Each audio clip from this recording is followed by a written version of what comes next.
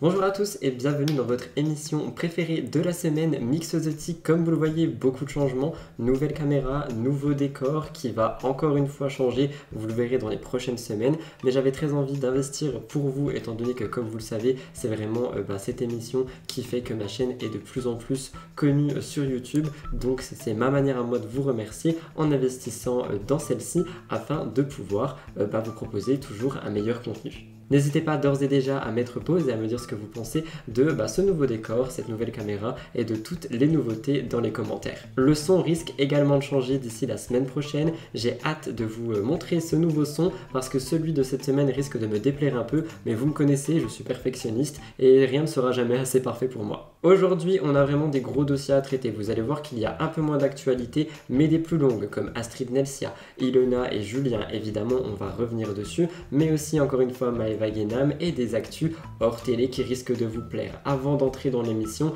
comme vous le voyez, The Dress Code is Blue. On l'a voté sur Twitch parce que vous adorez cette robe et je sais aussi que vous aimez beaucoup les make-up bleus sur mes yeux. Donc c'est la raison pour laquelle j'ai décidé de faire ça. Aujourd'hui, pas de mise au point, mais évidemment un top actu qui est chargé comme chaque semaine. Donc je lance le générique et on se retrouve après ça pour le top actu.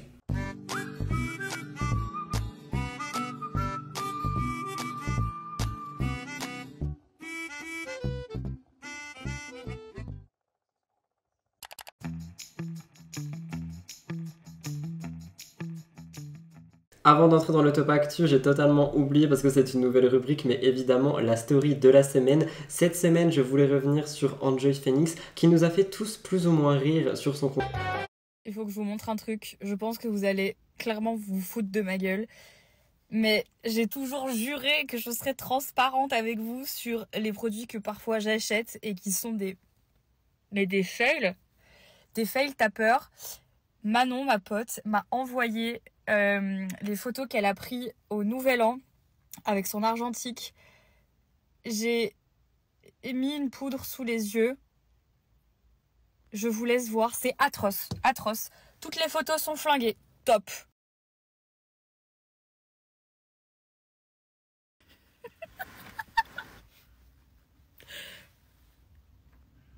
On dirait que je me suis enfariné la gueule. C'est quoi ?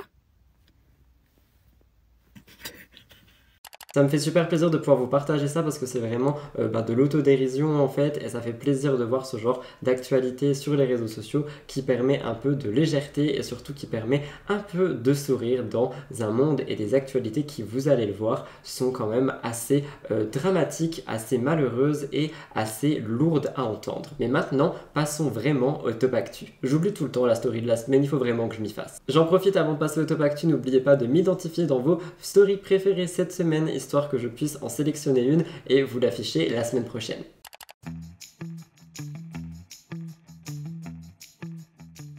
Quelque chose que vous me demandez souvent, et je vais commencer mon top actu avec ça, ce sont des nouvelles de Jessica Herrero. On rappelle qu'au moment où je vous parle, elle est en diffusion pour la saison 6 des Apprentis Aventuriers, émission qui est diffusée depuis le 13 février 2023, mais on rappelle aussi que des choses se sont très mal passées sur elle, sur la fameuse île aux Philippines. En effet, elle s'est faite empoisonner et ceci suite à l'ingurgitation, je ne sais pas si ce mot est français, mais parce qu'elle a mangé en fait une plante qui était vénéneuse et ça aurait pu lui coûter la vie. On rappelle également qu'elle s'était exprimée plusieurs fois à ce sujet, notamment en story. Elle disait, comme vous le voyez, c'est toujours très compliqué pour parler. J'ai toujours extrêmement mal tout le long de ma langue, au fond de la gorge, pareil quand j'avale sous la langue et aux gencives. Elle expliquait qu'en fait elle avait mangé une plante qui n'était pas du tout bonne pour elle et qui était en fait un poison, qu'elle a eu très très mal pendant le premier mois et qu'aujourd'hui ça serait toujours très très compliqué. Je vous avais posé une question qui était où est la place de la production dans tout ça. Il y en a qui m'ont dit que la production n'était pas au courant non plus. Il y en a qui m'ont dit que il y aurait dû avoir une sorte, pas de médecin, mais de quelqu'un qui prévient que ce type de plante se mange, ce type de plante non. Visiblement, comme je vous l'ai dit, c'est quelque chose qui se fait normalement sur les autres saisons. Pourtant, cette année, Jessica Herrero a quand même beaucoup souffert. Elle disait que c'était aussi très dur psychologiquement en plus de physiquement, pour vous la citer. J'ai l'impression que j'ai perdu ma joie de vivre, que je ne suis plus comme avant et ça me saoule. Malgré tout, il y a peu de temps, Jessica a décidé de rassurer sa communauté en donnant des nouvelles et en leur disant de ne pas s'inquiéter. Elle disait: je me dis chaque matin que je me lève, certes avec un mal atroce, mais que j'ai toujours mes jambes pour marcher et pour croquer la vie à pleines dents, que j'ai toujours mes yeux pour admirer la beauté de la vie. J'ai toujours de la chance d'être en vie car je suis passé un peu de l'autre côté. Et si on m'a laissé encore ici, c'est parce que je dois me rendre compte de beaucoup de choses grâce à ce calvaire. Et honnêtement, c'est une phrase qui est vraiment très optimiste et une citation qui donne vraiment beaucoup d'espoir, parce que je pense que ça doit être très compliqué à vivre et que ça a dû l'être surtout au début, parce qu'aujourd'hui, comme je vous l'ai dit, il semblerait qu'en story elle a l'air d'un peu plus s'amuser et que ça a l'air d'aller un peu mieux, malgré le fait qu'elle a dû chercher des dizaines et des dizaines de spécialistes pour l'aider. Mais aujourd'hui, elle est revenue une nouvelle fois avec des nouvelles qui sont malheureusement peu rassurantes. Il semblerait que ça n'aille pas aussi bien que ça de son côté. Et c'est pour ça que quand on m'a envoyé 2-3 fois la story de Jessie qui était en train de danser, je ne sais plus avec qui, des amis à elle, je précise, on m'a dit: regarde, elle a l'air d'aller beaucoup mieux et tout. Et moi j'ai dit que je ne pense pas, que ce sont simplement des images et que malheureusement peut-être qu'elle souffre encore. Et elle a été questionnée par un internaute lors d'une question-réponse. On lui demande: comment te sens-tu maintenant, tes problèmes buccaux, je vous kiffe tous les deux, plein d'amour. Jessica a répondu: j'ai développé une douleur chronique par rapport au traumatisme que j'ai eu, pas évident certains jours, mais je ne me laisse pas abattre pour autant. C'était donc tout pour les nouvelles de Jessica Herrero. Vous m'en demandez vraiment souvent, donc j'avais envie de revenir dessus avec vous et j'espère sincèrement que j'ai pu un peu combler le manque d'informations qu'il y avait à ce sujet.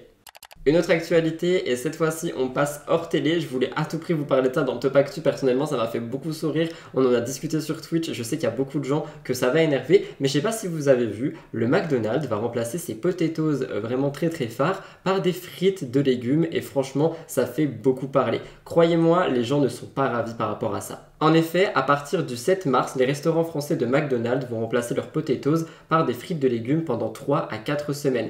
Malheureusement, ça ne plaît absolument pas du tout. C'est une information qui n'a pas été encore diffusée de manière officielle, mais qu'on a pu retrouver notamment sur Le Parisien et Le Figaro à partir du dimanche 26 février. On devrait en entendre prochainement parler de manière plus officielle, mais en gros l'objectif, pour vous expliquer, est de répondre aux nombreux besoins de consommation et à la volonté de consommateurs de diversifier leur alimentation. C'est ce que Le Parisien a dit, mais sérieusement, je pense sincèrement que si des gens vont chez McDo, c'est pas forcément pour manger des frites de légumes. Vous allez voir, j'ai 2-3 avis à propos de ça, mais d'abord, faut qu'on explique. Pour vous la faire simple, les frites découpées en petits quartiers appelées les potatoes, qui sont vraiment des frites très connues et très aimées chez McDonald's, seront remplacées par des frites de carottes, de betteraves et de panais mélangées dans un cornet qui est évidemment sans surcoût, dans le sens où ça sera le même prix, ça sera dans les mêmes menus, etc.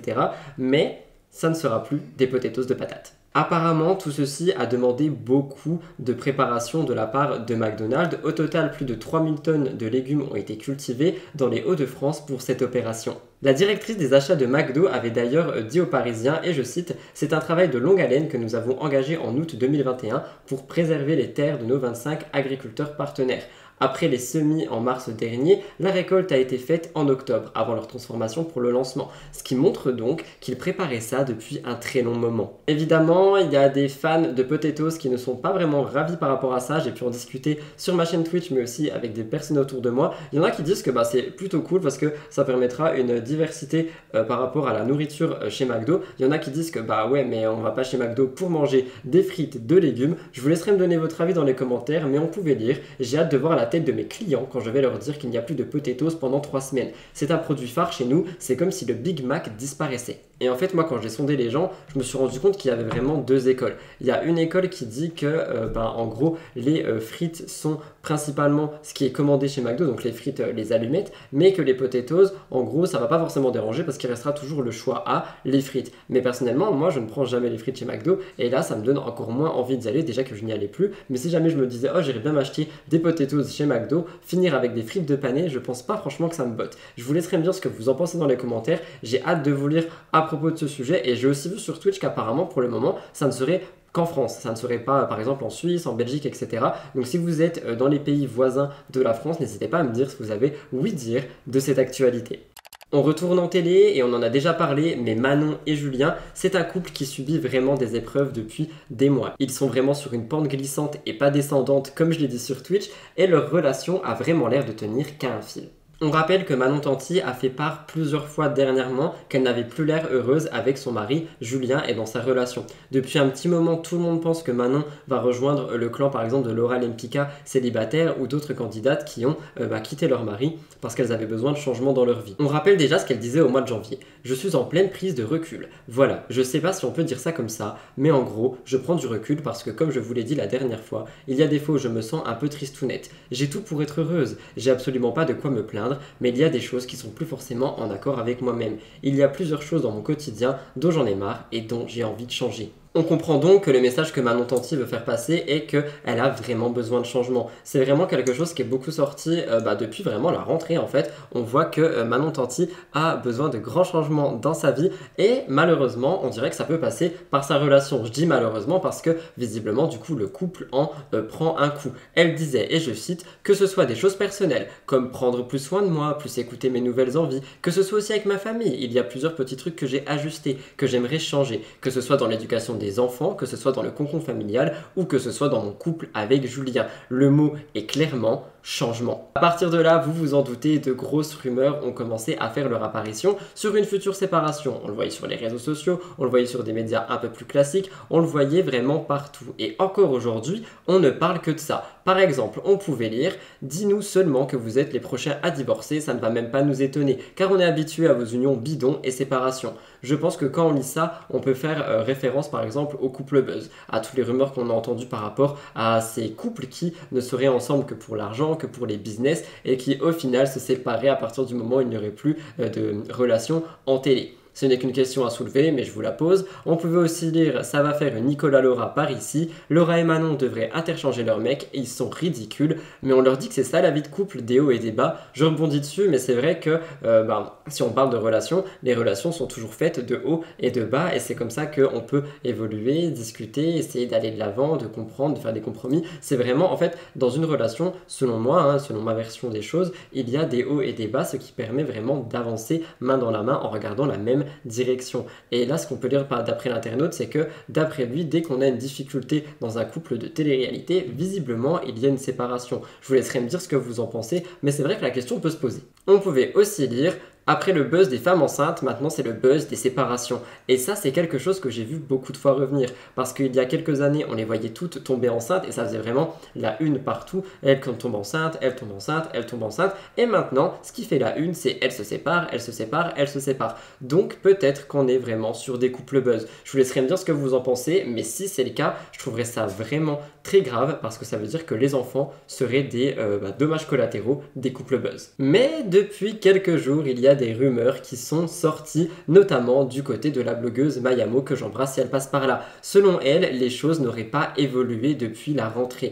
Manon reprocherait encore à Julien de ne pas s'occuper des enfants et de passer trop de temps sur la console en train de jouer à des jeux vidéo. On peut se demander du coup, c'est qui l'enfant? Et attention, quand je dis ça, évidemment, ne le prenez pas mal, je suis le premier à passer mon temps à jouer à des jeux vidéo quand je ne suis pas en train de travailler. Mais il faut savoir faire la part des choses. Elle disait en story Instagram, et je parle de Mayamo, ça ne va plus du tout entre les deux. Manon ne sait plus quoi faire, elle sature et se sent coincée dans la relation. Au quotidien, quand il y a une dispute, Julien rabaisse Manon et lui dit que si Manon le quitte, il va l'afficher sur les réseaux sociaux. Et ça, c'est quelque chose qu'on avait déjà entendu parler dès la rentrée, et même un peu avant, je crois qu'on en parlait déjà cet été, que si jamais la relation n'allait pas fortement, apparemment Julien afficherait Manon en disant que si elle en est là, c'est grâce à lui, si elle en est là, c'est parce qu'il l'a aidé, parce que son nom, parce que machin est bidule. Et j'espère sincèrement que ce n'est pas le cas. Je ne vois malheureusement, enfin pas malheureusement, mais je ne vois pas Julien Tanti dans cette position de manipulateur. Mais après, encore une fois, nous ne sommes pas dans la vie des gens, nous ne sommes pas à l'intérieur de leur intimité,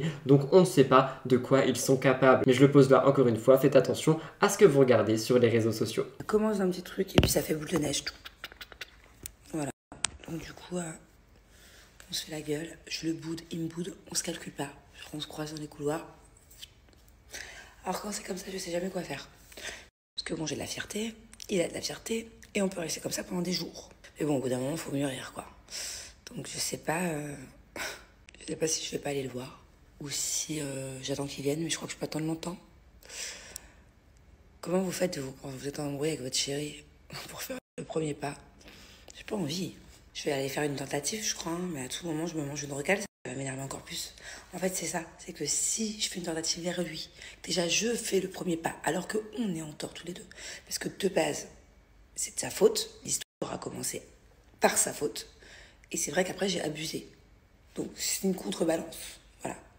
Il a allumé la mèche, j'ai explosé. Bon. Mais là, mon souci, je sais pas si c'est pour vous pareil aussi, les filles, c'est que quand bien même, allez, je prends sur moi, je vais faire le premier pas, c'est bon, j'ai plus 12 ans, j'ai pas une semaine à perdre à faire la gueule. À tout moment, il me met une recale.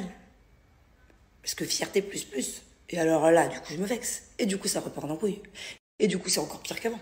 Et du coup, je referai plus le premier pas. Et du coup, j'aurais eu tout ça pour rien.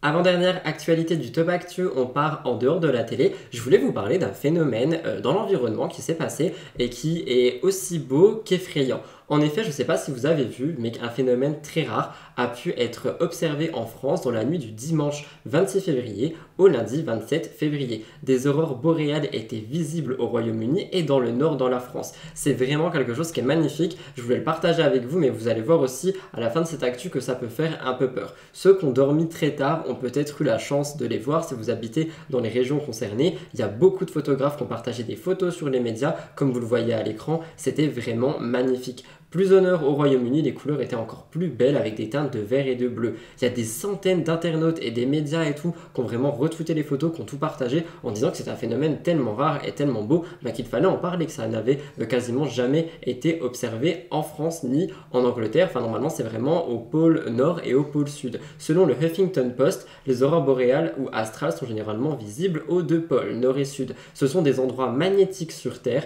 où des particules chargées entrent en collision avec les gaz de la haute atmosphère terrestre et ça peut créer ces vagues de lumière. En Europe, le phénomène a pu se produire parce que l'activité du soleil a été très forte dernièrement et du coup en fait ça a reproduit un peu le même champ magnétique. Et si le temps est clair, les aurores boréales seront probablement visibles dans certaines parties du Royaume-Uni encore une fois. Et moi je reviens là-dessus parce que comme je vous le dis, je trouve que c'est extrêmement beau et honnêtement si vous me suivez sur Twitch on en a parlé, c'est vraiment un phénomène que j'aimerais beaucoup voir dans ma vie au moins une fois, mais à des endroits adéquats, parce que ce qui fait assez peur, j'ai l'impression, c'est que ça annonce vraiment un très gros dérèglement climatique. Je suis désolé de replacer ça ici, on en a déjà parlé la semaine dernière, mais c'est un sujet que j'ai de plus en plus envie de mettre en lumière via ma chaîne et mes réseaux sociaux, mais je pense sincèrement que ce n'est pas forcément une bonne chose de voir ce genre de phénomène dans des endroits où ils ne sont pas censés être vus. Donc je vous laisserai me dire ce que vous en pensez dans les commentaires. Encore une fois, loin de moi l'idée de vouloir angoisser tout le monde et créer une vague d'anxiété,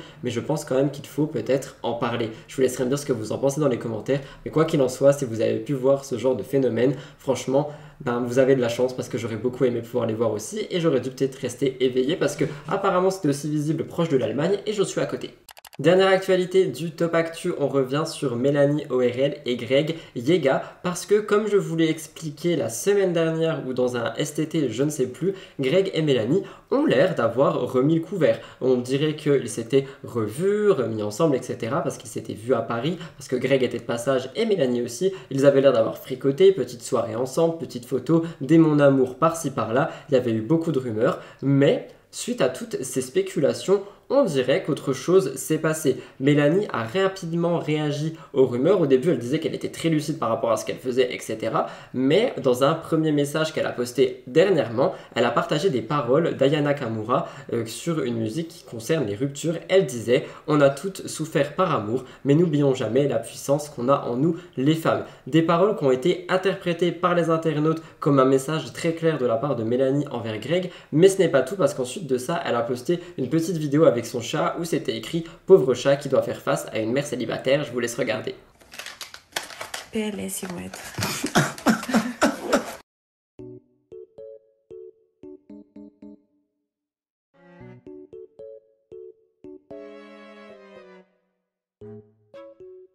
Ce message pourrait confirmer qu'elle n'est plus avec Greg parce que pauvre chat qui doit faire face à une mère célibataire, laissant sous-entendre que Mélanie est la maman du chat et qu'elle est célibataire. Donc peut-être que les deux n'ont eu qu'une nuit pour fricoter, peut-être que ça s'est déjà terminé à cause de choses qui sortent ici et là, notamment les fameux audios entre la mère de Greg et Maëva Guénam. Ce sont des audios qui sortent en ce moment et moi je n'ai pas trop envie d'avancer ça sur ma chaîne parce que ce sont des choses qui sont très privées, tout ce qui est à base d'audio et malheureusement je n'avais pas assez de matière pour vous faire une partie complète, mais ce sont des choses qui sortent, donc je me dis que peut-être ça peut être lié à la rupture très soudaine de Mélanie et Greg. Il n'aura pas fallu longtemps, ça n'aura duré qu'une petite semaine, mais comme j'ai envie de vous dire, chasser le naturel, il revient au galop. Greg a toujours été lié d'une manière ou d'une autre à Maëva, et Mélanie a toujours été entre les deux malheureusement, même si personnellement je m'étais dit oh peut-être que leur relation va repartir et qu'elle partira d'un bon train. Visiblement ce n'est pas le cas, Mélanie a dû peut-être stopper tout ceci d'un coup. Je ne sais pas quoi en penser, je vous laisserai me dire ce que vous en pensez dans les commentaires, ce que vous avez vu passer sur les réseaux sociaux dans les commentaires. J'ai hâte de vous lire à ce sujet parce que je vous en ai parlé il y a à peine quelques jours du fait qu'ils s'étaient remis ensemble et visiblement c'est déjà terminé. C'était donc tout pour le top actu, on va se retrouver tout de suite pour le cœur de l'actu, c'est donc le nom qu'on a tous choisi ensemble dans la dernière émission Mix the Tea pour pouvoir nommer le milieu de mon émission, la partie la plus grosse qui revient sur les actualités au cœur de mon émission. Le cœur de l'actu, c'est maintenant, c'est tout de suite et je vous retrouve juste après ça.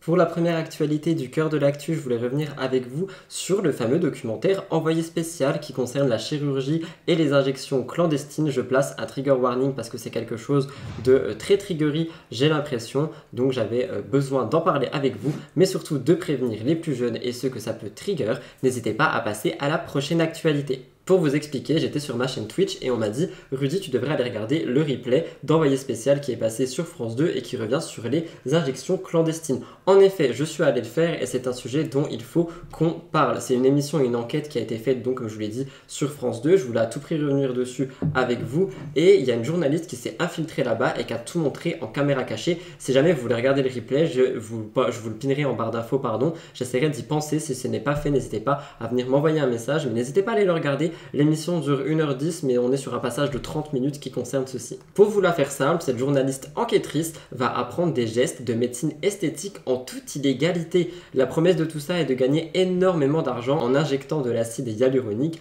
à des femmes qui souhaitent gonfler leurs lèvres, refaire leur nez, etc. Donc vraiment, tout ce qu'on peut voir par rapport aussi aux candidates de télé-réalité. Pour s'inscrire à tout ceci et notamment à la formation, il suffit d'envoyer un message sur un compte Instagram parce qu'il y en a vraiment énormément. Les formatrices se disent numéro 1 sur ces techniques et ils promettent des cours en promotion 1280 € à la place de 1800 qui se règlent en espèces ou via PayPal. Et juste là, on devrait se dire que c'est quelque chose d'assez grave. Je précise que j'ai vu 2 émissions à ce sujet. Il y en a eu une autre qui a été faite sur Zone Interdite, il me semble, sur M6.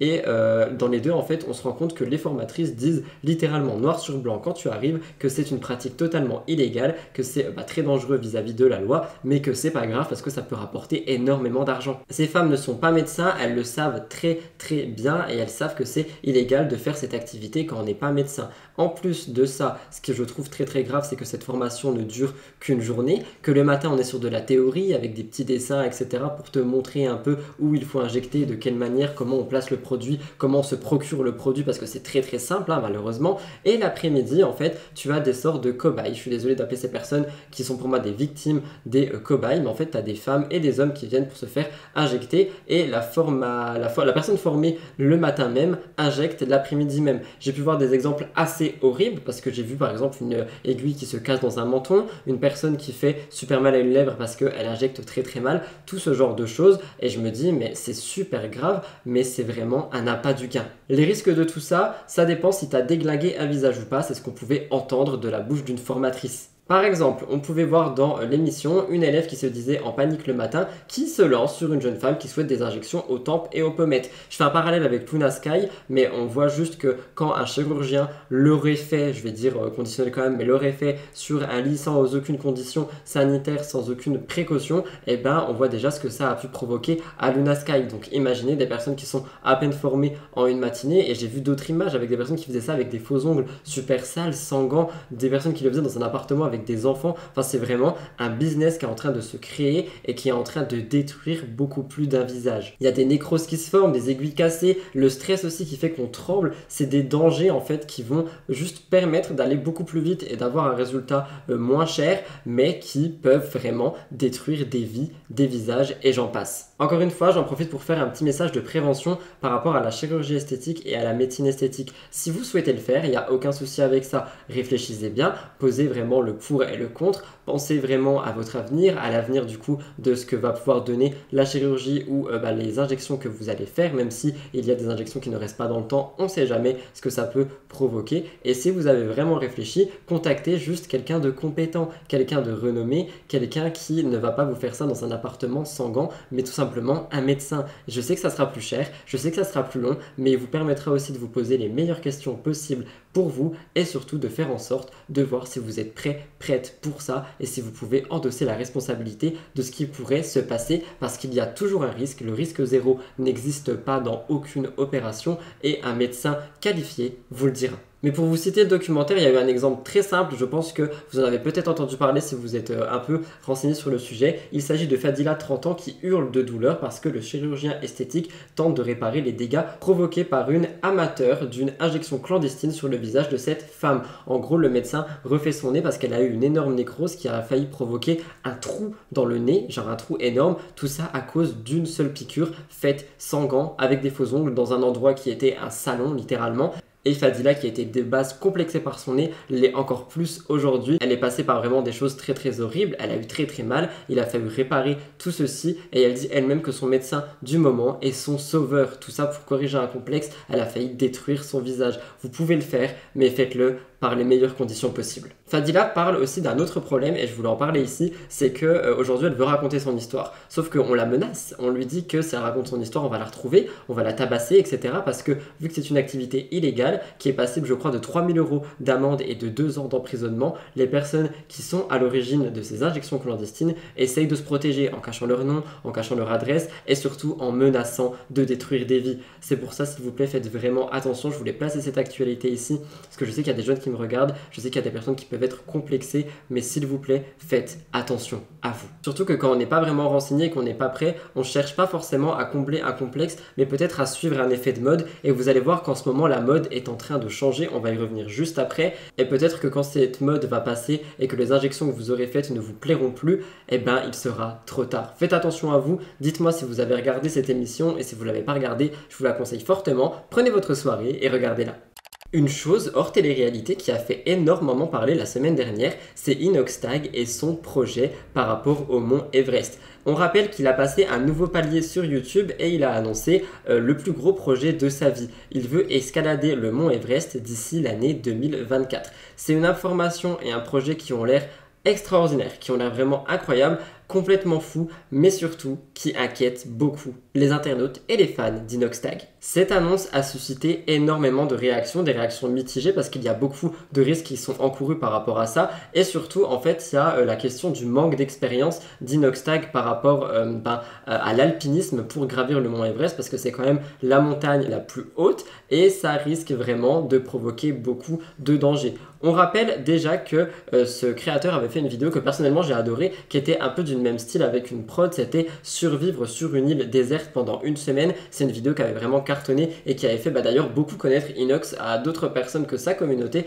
Moi j'étais tombé sur lui via cette vidéo et c'est vraiment quelque chose qui était déjà super fou, mais là gravir le mont Everest, on est vraiment sur quelque chose d'encore plus fou. D'après le média Gentside, c'est vraiment la montagne la plus haute du monde, qui a plus de 8800 mètres d'altitude et qui représente vraiment déjà un défi pour des alpinistes confirmés. Donc imaginez pour Inoxtag le défi que ça va être. Inox a déclaré qu'il voulait relever ce défi d'ici l'année 2024. Cette annonce a suscité vraiment beaucoup de réactions. On a eu vraiment des « waouh, mais c'est incroyable, quel très beau projet, etc. » Mais il y a aussi ses collègues qui lui ont dit « fais attention, ça peut être très grave », des collègues d'ailleurs qu'il connaît ou non, mais des collègues créateurs de contenu et des abonnés qui sont beaucoup inquiétés. Il y en a beaucoup qui ont salué son courage et son ambition, mais d'autres ont vraiment exprimé une sorte de préoccupation par rapport au fait qu'il n'est pas forcément prêt pour endosser cette responsabilité parce que je pense que ça en est une et qu'il y a beaucoup de risques encourus, notamment à cause du fait qu'il n'a aucune expérience dans le domaine à ce moment.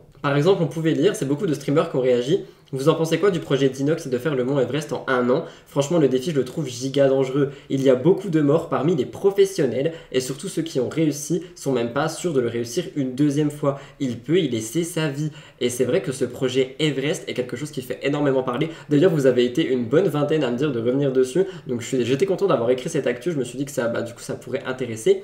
Mais c'est vrai que c'est quelque chose qui est vraiment très dangereux et qui va nécessiter une très grosse et longue préparation et je ne sais pas si un an sera nécessaire. Pour vous citer un peu, chaque année de nombreux alpinistes meurent sur cette montagne en raison de conditions extrêmes et des accidents qui peuvent survenir. On pouvait lire via Twitter d'autres, on va pas dire témoignages, mais comment on dit, d'autres avis par rapport à cette actualité et par rapport à cette nouvelle. Je trouve également qu'une seule année de préparation c'est vraiment très peu. C'est un projet qui nécessite à mes yeux un véritable investissement en termes de temps et d'effort. Et c'est ce que je vous dis, moi je pense qu'un an c'est vraiment court et j'ai très peur qu'il mette vraiment sa vie en danger pour faire le projet le plus fou du monde. Selon un autre compte Twitter, on pouvait lire « Les risques sont surtout sanitaires. 2/3 des décès sont dus à des pathologies propres à la montagne et à son ascension. Œdème pulmonaire, mal de montagne, hypothermie. » Et c'est vrai que ça c'est quelque chose sur lesquels on n'appuie pas beaucoup. On appuie vraiment sur le fait que le projet est fou, qu'il peut être dangereux, etc. Mais il y a aussi tout le côté où on peut tomber malade. Il y a tout le côté où aussi il va certainement manquer peut-être d'oxygène à un moment. Il y a tout ceci qui fait qu'il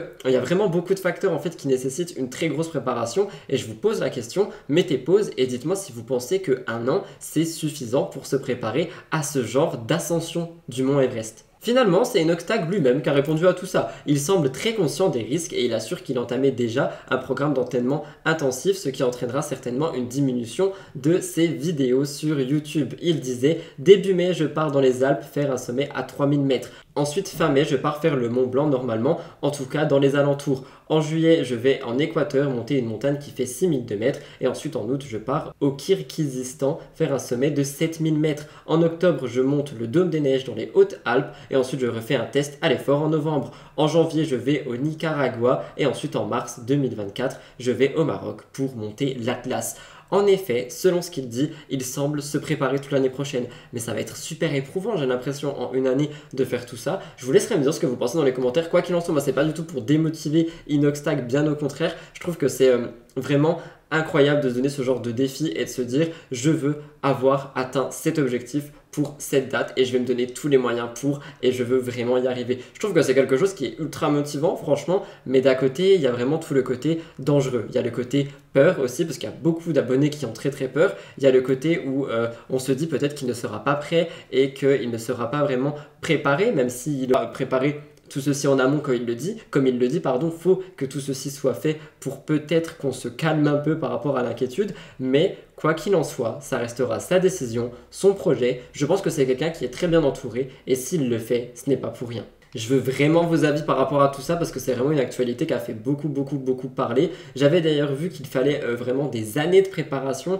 donc j'ai hâte de vous lire à ce sujet. Est-ce que pour vous c'est trop de faire ça en mode ouais j'ai un trop gros projet qui du coup remplace les cartes bleues à 1 million qu'on pouvait voir défiler sur YouTube par exemple? Est-ce que pour vous c'est pour faire des vues? Est-ce que pour vous c'est un projet d'accomplissement personnel? Est-ce que pour vous c'est beaucoup trop dangereux? J'ai hâte de vous lire par rapport à ça, n'hésitez pas à réagir de manière nombreuse parce que je ferai peut-être une mise au point la semaine prochaine par rapport à cette actualité parce que je trouve que c'est une des plus importantes et plus intéressantes dans mon émission hors Ilona Julien. Évidemment, on y reviendra juste après. Deuxième trigger warning de l'émission et celui-ci est attribué à Pierre Palmade. Comme vous venez de le lire juste en dessous de l'écran, je sais que vous aimez quand je vous fais un point par rapport à ce qui se passe autour de l'actualité Pierre Palmade. Je vais me permettre de beaucoup lire mes notes parce qu'on est encore une fois sur quelque chose de juridique. Pour le moment, je vous tiens à jour chaque semaine. On verra si ça continue dans le temps. Je vous rappelle que dernièrement, il a été victime d'un AVC. C'est ce qu'ont annoncé beaucoup de médias. Mais ce que j'ai également vu, c'est que son pronostic vital n'était pas engagé. À côté de ça, le lundi 27 février, il a finalement été mis en examen pour homicide et blessure involontaire. On rappelle qu'il a été à l'origine d'un très gros accident de voiture sous comme je vous l'ai déjà expliqué. Ça s'est déroulé le vendredi 10 février sur une route départementale de Seine-et-Marne et il a été testé positif à la cocaïne et conduisait une voiture qui a percuté un autre véhicule. Ce sont vraiment les choses qui ont remué les médias depuis début février. À côté de ça, l'accident a fait vraiment des blessés. Déjà Pierre Palmade, mais aussi un homme, son fils et sa belle-sœur enceinte qui a perdu son bébé. Et une question qui se posait vraiment, c'était de savoir si le bébé était considéré comme un être déjà vivant au moment de sa mort ou non, pour voir un peu de quelle condamnation Pierre Palmade va encourir. On se rappelle aussi qu'il était sous et que ça a vraiment aggravé son cas. D'après les dernières informations sur l'état de santé, d'après les communiqués que j'ai pu voir, malheureusement le conducteur de 38 ans et son fils âgé de 6 ans sont toujours hospitalisés en réanimation dans un état très grave. La femme de 27 ans, celle qui a perdu son enfant, elle est sortie d'affaires, mais elle a perdu son enfant, donc même si elle est physiquement sortie d'affaires, je pense que mentalement et psychologiquement, ça doit être très dur pour elle en ce moment, j'envoie tout mon courage. Jusqu'à présent, Pierre Palmade était assigné à résidence et placé sous surveillance électronique, comme je vous l'ai déjà précisé. Pour le moment, sa situation ne change pas vraiment parce qu'il a commencé sa détention provisoire depuis un lit d'hôpital, comme je vous l'ai annoncé, et il a eu sa notification de mandat de dépôt et de sa mise sous écrou. Comme je vous l'ai dit, il a fait un AVC, par conséquent, il reste en observation. Il a un garde devant sa porte et selon différentes sources du dossier, ce garde n'est pas prêt de bouger. J'ai posé la question à ma communauté et sur Twitch du hasard parce que je vais peut-être me faire, je sais pas, détester dans les commentaires, mais je trouve ça bizarre que comme par hasard, il y ait la question de l'AVC qui n'engage aucun pronostic vital et que juste après, on apprend un verdict et qu'au lieu d'être en prison et dans un centre pénitentiaire, Pierre Palmade est dans un lit d'hôpital. Ce n'est pas du tout pour faire une théorie du complot ou je ne sais pas quoi, c'est une question que j'ai vue qui était à poser et que je voulais poser à ma communauté YouTube. Sur Twitch, on m'a dit que c'était totalement normal de garder quelqu'un longtemps en observation après un AVC. Moi, personnellement, je ne suis pas vraiment au courant, je ne suis pas dans le corps médical ou peu importe. Tout ce que je sais, c'est que le pronostic vital n'était pas engagé. Du coup, je me dis que ça peut être plutôt pas mal de poser la question. Le parquet de Mélin a dit, et je cite, « En raison de l'état de santé de l'intéressé, Pierre Palmade, cette décision n'a pas donné lieu à ce jour à un transfert dans un établissement pénitentiaire. Il restera à l'hôpital aussi longtemps que les médecins estiment que son état le justifie. Quand il sera apte à sortir, il y aura une nouvelle évaluation pour déterminer s'il peut aller en détention ordinaire, donc avec un certain type de soins par rapport notamment à son état de santé mais aussi aux addictions, ou s'il doit aller en établissement spécialisé. » On rappelle que cet accident a déclenché une tempête médiatique. Tous les médias en parlent encore aujourd'hui au moment où je vous parle, le 1er mars. Tout le monde en parle tout le temps et ça s'est vraiment intensifié depuis l'ouverture d'une enquête pour détention d'images à caractère pédo. C'est vraiment quelque chose qui est en train de remuer tout le monde. Je vous en ai parlé la semaine dernière, quelqu'un avait avoué avoir vu ces images puis s'était rétracté, puis au final la police est en train d'analyser des documents et il se passerait plusieurs choses. À côté de ça, on rappelle aussi que dans cette affaire, il y a 2 hommes qui sont mêlés, 2 hommes de 33 et 34 ans qui ont été placés sous le statut de témoin assisté pour non-assistance à personne en danger. L'instruction est maintenant ouverte pour homicide involontaire parce qu'on doit déterminer si le bébé a respiré après l'accouchement d'urgence par césarienne, même durant quelques secondes. L'autopsie réalisée n'a pas permis d'établir si cet enfant était né vivant. Une expertise complémentaire a été ordonnée. Les qualifications retenues sont susceptibles d'être modifiées au cours de l'instruction. Donc pour le moment, pas de réponse concrète, mais l'instruction est vraiment sur ce dossier-là. Ils veulent savoir si le bébé a respiré quelques secondes ou non pour voir si la peine de Pierre Palmade va être aggravée ou non. Pour le moment, je n'ai pas d'informations supplémentaires au moment où j'ai écrit et au moment où je vous parle, fin février, 1er mars. Donc si jamais, on en discutera dans les commentaires ou dans Mix the Tea prochain. N'hésitez pas à vous abonner, à activer la cloche si jamais vous voulez un update de ma part par rapport à Pierre Palmade. Et si vous voulez un update en avant-première, lisez les médias parce que vraiment, il y a des nouvelles tous les jours. Moi, je vous fais un point par semaine. Je vous tiendrai au courant au fur et à mesure comme d'habitude. Et en attendant, j'attends évidemment vos avis dans les commentaires quant à cette actualité. Quelqu'un d'autre qui a fait parler dernièrement, c'est Maeva Genam. Comme vous allez le voir, ça promet un peu et ça rejoint l'actualité envoyée spéciale chirurgie esthétique. Je vous avais d'ailleurs parlé du changement qu'allait certainement arriver par rapport aux injections, etc. Notamment avec les Kardashian. Il y a peu, Maeva Genam a décidé de faire retirer ses injections dans les lèvres et elle dévoile son résultat en story sur les réseaux sociaux. On rappelle que Maeva Genam est une des candidates qui a vraiment eu beaucoup d'injections, de chirurgie esthétique, etc. Et elle ne s'est jamais cachée de ça à sa communauté, elle l'a toujours avoué. Elle est en ce moment en plus très proche de ses abonnés, comme je vous ai expliqué, selon les informations qui m'ont été transmises par quelqu'un chez Shona Evans. Maeva serait vraiment en train d'essayer de créer un lien très fort avec sa communauté. Elle essaye d'être de plus en plus transparente et de plus en plus honnête en posant des questions. Donc très transparente avec ses abonnés, elle a fait des révélations, par exemple il y a peu de temps par rapport aux hommes, aux relations, et je voulais revenir dessus parce qu'il y a des choses assez intéressantes. Elle disait, il faut qu'on parle des mecs. Je vous jure que les hommes, quand ils voient que tout est acquis, quand tu te comportes bien avec eux, ils cherchent à prendre le dessus et ils font n'importe quoi. C'est incroyable, ils cherchent à ce que tu sois bien avec eux et quand tu l'es, ils font n'importe quoi. Elle est aujourd'hui suivie par un psychologue à ce sujet et on en avait même parlé, je crois, il y a une semaine ou deux. Là, je voulais vous faire part de son introspection que je trouve qui est assez, franchement, mature pour Maëva Guénam. Désolé, hein, je la critique pas, mais à chaque fois qu'on en parle, c'est pas forcément pour des choses très matures, mais le fait qu'elle se fasse à elle-même une introspection, je trouve ça plutôt pas mal. Elle dit que selon sa psychologue et selon elle, ses problèmes avec les hommes découleraient des problèmes qu'elle aurait eu dans son enfance. Elle dit que ça pourrait être par rapport à son papa, et c'est quelque chose que j'ai vu en psychologie, et en effet, l'enfance peut vraiment jouer dans le développement d'une personne, et surtout dans ses relations futures. Et je trouve ça plutôt cool que Maëva en parle ouvertement à ses abonnés sur ses réseaux sociaux. Donc oui, en ce moment, il y avait vraiment beaucoup d'influenceurs qui parlent de santé mentale et tout ça, mais je trouve ça plutôt cool de libérer le sujet sur ce genre de choses. Donc même si je sais que beaucoup de personnes en ont marre qu'on parle de Maëva Guénam dans mes actualités, moi pour le coup, je trouve que c'est quelque chose sur laquelle il fallait revenir. Elle disait notamment, et je cite, « Comme j'ai grandi sans mon père, c'est pour moi normal de ne pas faire entrer un homme dans ma vie. »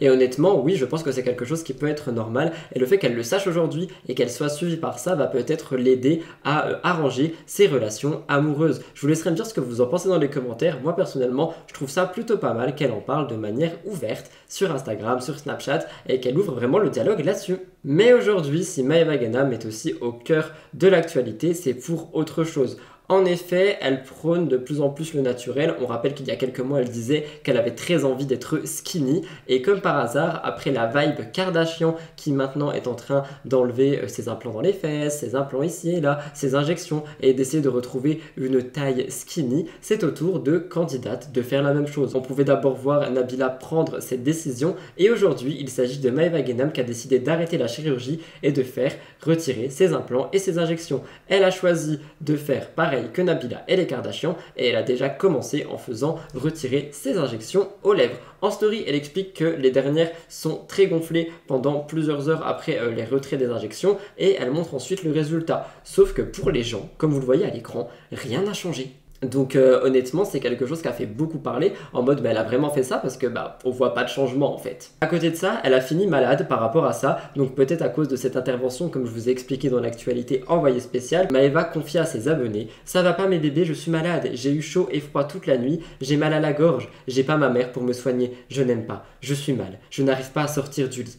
Plus tard, elle revient avec une autre story et en gros, elle dit qu'elle va chez le médecin à 19 h. Elle dit: il m'a dit que j'avais une infection, mais on ne sait pas laquelle. Du coup, il va me faire des tests. Il va me mettre sous antibiotiques. Avant d'aller plus loin, je reviens sur le fait que peut-être ça a un lien avec le fait d'avoir fait enlever ces injections. Au moment où je vous parle, j'ai pas vu de nouvelles par rapport à ça, mais franchement, après avoir vu tous ces documentaires en fait par rapport aux injections clandestines, etc., je me dis que oui, c'est fort probable. On rappelle aussi que Maëva est expatriée à Dubaï et qu'elle est malade, donc aujourd'hui elle s'en prend à leur système de santé parce qu'il y a eu une mauvaise surprise pour elle. La note a été très chère, 1200 €. Elle a écrit sur ses réseaux: 1200 € pour faire venir un médecin chez soi, soyez pas malade à Dubaï, c'est des fous. Elle a donc critiqué tout ceci et d'ailleurs les blogueuses, les deux pestouilles ont réagi par rapport à ça. Elles ont dit: vous avez noté qu'ils sont de plus en plus souvent à critiquer Dubaï, alors on croyait que c'était génial, ça critique les routes, les loyers, les ouvriers, les frais médicaux, les produits dans les magasins et on attend qu'il n'ait plus de flouze, on verra s'ils seront toujours là-bas. Qu'en pensez-vous? Je pense sincèrement déjà que l'infection peut être due au fait qu'elle a voulu retirer l'acide parce que je pense qu'on a dû mettre un autre produit, ça peut créer une infection. Et c'est vrai que je vois aussi de plus en plus de candidats et de candidates critiquer la vie à Dubaï, critiquer ce qu'il se passe à Dubaï. Je vous laisserai me dire dans les commentaires ce que vous en pensez. Mais c'est vrai qu'en ce moment, il y a beaucoup de personnes qui critiquent Dubaï. Peut-être qu'on va voir un retour en France. Dernière actualité du cœur de l'actu, je place un trigger warning, on revient sur Amandine Pélissard. Comme chaque semaine, il se passe pas mal de choses. On rappelle que ce couple était connu dans Famille Nombreuse, ils se sont reconvertis dans le X, ils sont hyper critiqués pour ça d'après les gens, tout ceci on l'a déjà vu. On rappelle que les enfants avaient été entendus par la police, c'est ce que je vous racontais la semaine dernière. Et on pouvait lire, ce n'est pas auprès des services sociaux mais du procureur qu'il y a eu des signalements, c'est le niveau encore au-dessus, je pense qu'il y en a eu un peu partout finalement. Ils ont recentré ça auprès de la justice, enfin du procureur. À côté de ça, j'ai aussi appris que la police s'était rendue chez eux. Et ça, je n'avais absolument pas vu parce que les signalements sont allés assez loin. Et je voulais revenir dessus parce que le mari Alexandre a donné un peu plus d'informations. Je voulais vous en parler. On pouvait entendre et comprendre que les policiers ont fouillé la maison. Et il a dit: ils ont ouvert la chambre, le canapé, pour voir ce que c'était l'illustration dans la vidéo de Jérém Star. Donc par rapport au god qu'il y avait à l'intérieur du canapé. Les policiers n'ont évidemment rien trouvé parce que la famille Pélissard avait prévenu que c'était là juste pour la vidéo de Jérém. Le couple regrette vraiment que les enfants aient dû faire face à tout ça et à la police. Il disait ce n'est pas un jeu. Et honnêtement, comme je vous l'ai dit la semaine dernière, je pense que non, ce n'est pas un jeu et qu'on ne peut pas jouer avec la justice pour que les enfants soient entendus. Les enfants n'ont rien à voir là-dedans pour le moment et j'espère que ça restera vraiment séparé. On continue dans notre ligne de conduite actuelle. On aime ce qu'on fait, on changera pas notre métier parce qu'on l'adore. D'ailleurs, là, on va faire un prochain tournage pour Jackie et Michel bientôt, là, de nouveau, la semaine prochaine. Et on aime ce qu'on fait, on aime notre boulot. On est heureux, on est amoureux, on est une famille heureuse et on emmène tous les...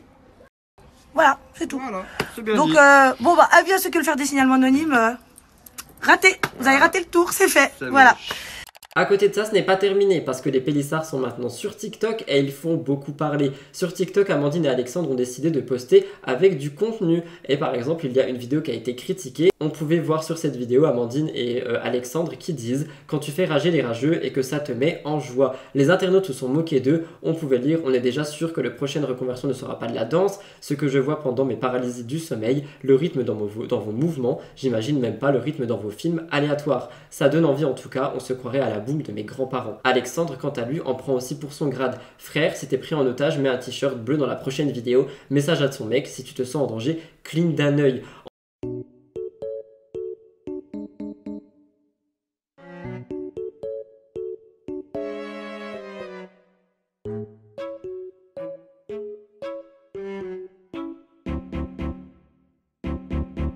Et en vrai, moi, je trouve ça vraiment dommage qu'ils soient critiqués à ce point parce que les pauvres, ils essayent simplement peut-être de se donner sur autre chose et on les critique sur ce sujet. Je trouve que c'est dommage pour le coup parce que on veut pas qu'ils fassent du X, ils font TikTok, mais on les critique sur TikTok, donc ils vont retourner faire du X. Et à côté de ça, comme vous le voyez à l'écran, je suis aussi tombé sur cette affiche qui me laisse penser que apparemment Amandine serait en train d'aller plus loin parce qu'elle a toujours dit qu'elle ferait tout avec Alexandre, mais visiblement, d'après cette image, il semblerait que non. Je vous laisserai me dire ce que vous en pensez dans les commentaires. J'ai peur que tout ceci aille de plus en plus loin. Je sais pas quoi en penser, je vous laisserai me dire ce que vous en pensez vous dans les commentaires et on va passer tout de suite au gros dossier de la semaine.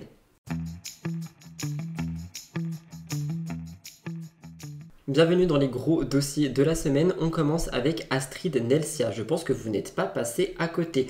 En effet, elle se serait séparée de son chéri suite à de gros mensonges. On rappelle que Astrid a toujours été une ancienne candidate parce que ça fait très longtemps qu'on l'a pas vue étant donné qu'elle était principalement dans les anges et que les anges n'existent plus. Mais enfin bref, c'est une ancienne candidate qui a toujours parlé sans langue de bois et qui a toujours dit ce qu'elle pensait de manière très cash. Dernièrement, elle était très discrète, sauf si on la suivait sur les réseaux sociaux et notamment sur des réseaux de charme où elle se fait beaucoup d'argent comme elle l'avait dit chez Samzira, mais elle est sortie de l'ombre, notamment pour répondre aux gens et pour clarifier certaines situations. On rappelle qu'elle a toujours été critiquée parce qu'elle a toujours été catégorisée et accusée d'être une fille facile.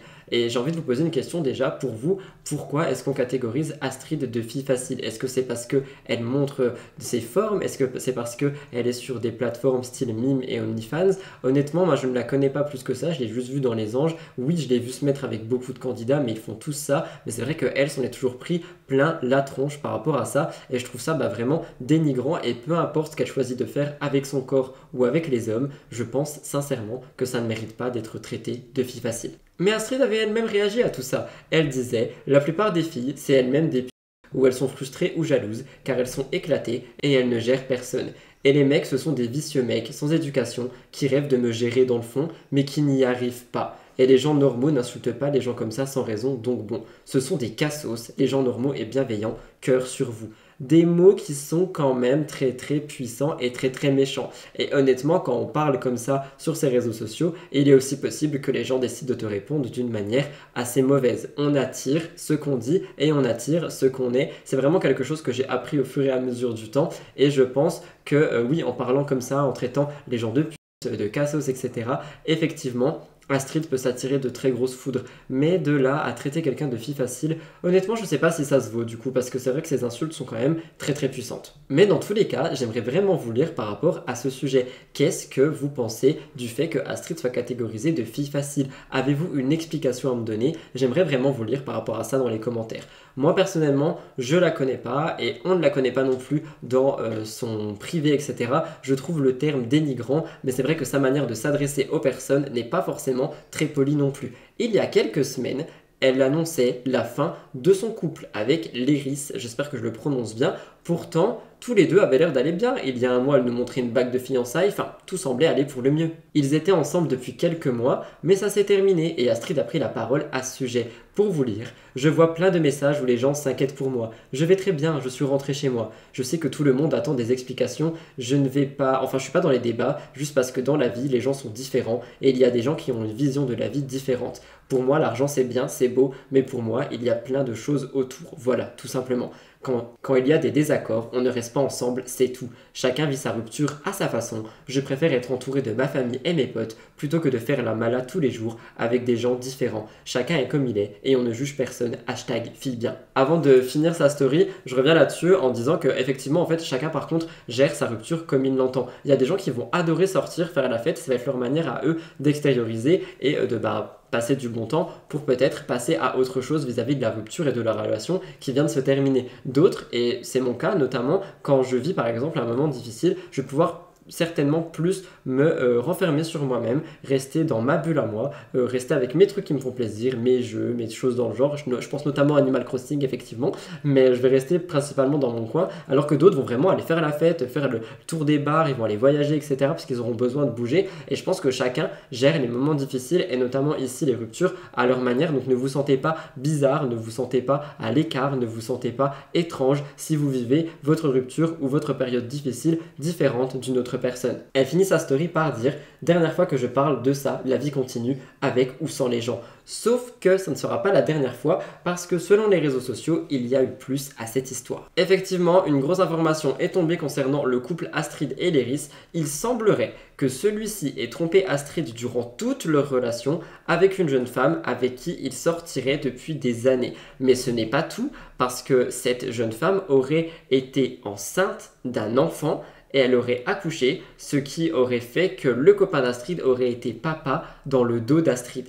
Quelque chose de très choquant qu'on pouvait notamment déjà entendre avec l'histoire Mila Mujdat il y a des années. Une fois que cette nouvelle est sortie, Astrid s'est exprimée une fois de plus par rapport à son ex. Elle dit que son ex aurait eu un enfant dans son dos avec une jeune femme et que ça l'a vraiment choquée. Elle disait « Ce que je ne comprends pas, c'est qu'on est resté 7 mois ensemble. Elle était où? C'est qui? J'apprends ça en même temps que vous, mais j'ai eu des doutes quelques jours après être partie de Dubaï. Donc elle a vécu une grossesse seule, la pauvre. Je suis choquée. MDR, vous imaginez la manipulation et le pire dans tout ça, c'est que tous ses proches me connaissaient. Comment ça se fait que personne ne m'ait prévenu? Je ne comprends pas, rien n'est logique dans cette histoire. Anyway, Dieu merci, je suis partie de tout ça. MDR, comment il aurait géré ça? Comment il m'aurait avoué ça?